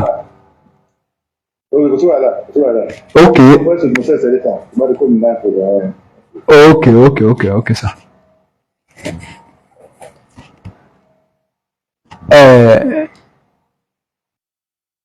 Ẹ má bínú sí wa. A rò bóyá bàbá fẹ́ ní nǹkan tó fẹ́ bá wa sọ ni. A mọ̀ pé ó ní nǹkan tó ń wá ká lọ gbọ́. Gẹ́gẹ́ bí a ti ń bá lọ, wọ́n ní ẹni bá lọ ló bá kú, àwa ò ní bá wọn kú o. A ní kúkú kan bí kò ṣe yíyẹ. Ikú kankan ò ní wá pa, àjọ máa délẹ̀ lérí yẹn ni. Nítorí pé ìlú yìí ó bìlọ́ǹgì fún ọmọ Yorùbá ni. Lẹ́ẹ̀kan sí màá tún plé orin yẹn sí. Gbogbo ẹ̀yin tẹ́ ń gbàbọ̀dè fún wa sẹ́ẹ̀, gbogbo ẹ̀yin olóṣèlú tẹ́ ń gbàbọ̀dè fún wa, gbogbo ẹ̀yin ọba tẹ́ ń gbàbọ̀dè fún wa, ogun máa ta ìjẹ yín sílẹ̀. Òjò ń rọ̀ lọ́wọ́. Àrá o, àsìkò òjò láti wà. Àrá máa bá wa sọ́pa gbogbo ọ̀rọ̀ ọ̀tá ilẹ̀ Yorùbá tí wọ́n ò fẹ́ kí ọmọ Yorùbá bọ́ kúrò lóko ẹrú, tí wọ́n fi wá ń cash out. Gbogbo wọn ìbáàjẹ́ ọba ni, ìbáàjẹ́ ìjòyè ni, ìbáàjẹ́ olóṣèlú ni, ìbáàjẹ́ pásọ̀ ni, ìbáàjẹ́ ìmáàmù ni, ìbáàjẹ́ oníṣẹ̀ṣe ni. Gbogbo wọn tó bá ti ń fi wá cash out, tí wọ́n ń sọ wípé wọ́n Nàìjíríà làwọn ń support. Àrá mo ní kó bá mi sọ́pa wọn. Àṣẹ. Kò sí Nàìjíríà mọ́ o. Nàìjíríà ó ti kú tipẹ́tipẹ́. Láti 2014 àti tó pín. 2014 láti pé 100 years. Yorùbá nation àti tó lọ. Lẹ́wọ̀ gbogbo tẹ̀lé Yorùbá mi sí gbogbo ẹni tó sọ bẹ́ẹ̀. Báwo ni wọn lẹ́gbàá? Àṣẹ. Mo bá jẹ́ president ló sọ bẹ́ẹ̀. Bẹ́ẹ̀ Yorùbá ó ní síbí. Ẹni náà wọn lẹ́gbàá. Àṣẹ. Mo bá dábọ̀ sílẹ̀ lókè lẹ́yìn Yorùbá ó ní síbí tó máa ní lọ. Ẹni náà wọn lẹ́gbàá. Àṣẹ. Mo bá dábọ̀ ẹlẹ́sà. Ọlọ́run báwo ni wọn lẹ́gbàá? Àṣẹ. Mo bá dẹ̀ lọ́wọ́ lọ́dún ṣe lónílẹ̀ Yorùbá ó ní síbí. tó máa ní pín. Báwo ni wọn lẹ́gbàá? Ọlọ́run jọ. Ẹgbẹ́ kúkú ọ̀hún o. àrà kó pa wọ́n tilétilé. Ọlọ́run bá mi rú wọ́n tọmọ. Ọlọ́run jọ ó jáwọ́ kánsẹ́lọ̀ ó lè kí jáwọ́ lọ́mọ o. Tilẹ̀ Yorùbá pátápátá mi ò yàtú sọ́mọ mi ò dìtẹ̀ mọ́ba àmọ́ṣá mo fẹ́ kí ló bá ń dàkọ̀dé fún wa. Bàbá ẹni tó wọ́n ti lé tilé bá mi pa wọ́n tọmọ. Apariwo àwọn wà kú láti mọ́. Ṣebí wọ́n pa wá kiri, wọ́n dọ̀ wá láyà, wọ́n dọ̀ wá lọ́wọ́. Apariwo àwọn wà mọ́mọ́ nílẹ̀ Yorùbá lórí ẹ̀ láṣẹ ìní wá lára. Oúnjẹ ti dọ̀ wọ́n gbogbo. Ọmọ gbogbo jẹ́ ọmọ gbogbo ọ̀hún. Àdínú á máa lọ, wọ́n gbàgbọ́dẹ̀ fún wa. Wọ́n náà wà lọ́rùn o. Ọlọ́run ọba wò wá náà, wọ́n pa wá lọ́mọ. Gbogbo ìrìn mú pátápátá. Wọ́n ti bà gbogbo ìjọ pátápátá. A dẹ̀ sọ pé àwọn ọmọ o. Ẹlẹ́sà ní ká máa lọ. Bàbá bábí mọ́. Wọ́n wà lójú. Gbogbo àwọn tó ní wọn lára o. Nílẹ̀ Yorùbá, àníyàn fẹ́ tán. Yorùbá ti tó lọ. A ti tó lórí lórí tuntun. Òdùdúwà rí pọ́pì. Ṣé ìlà fẹ́? Bẹ́ẹ̀ ni gbogbo ọmọ Yorùbá pariwo. Òdùdúwà rí pọ́pì ìlànà o. Gbogbo ọmọ Yorùbá pariwo.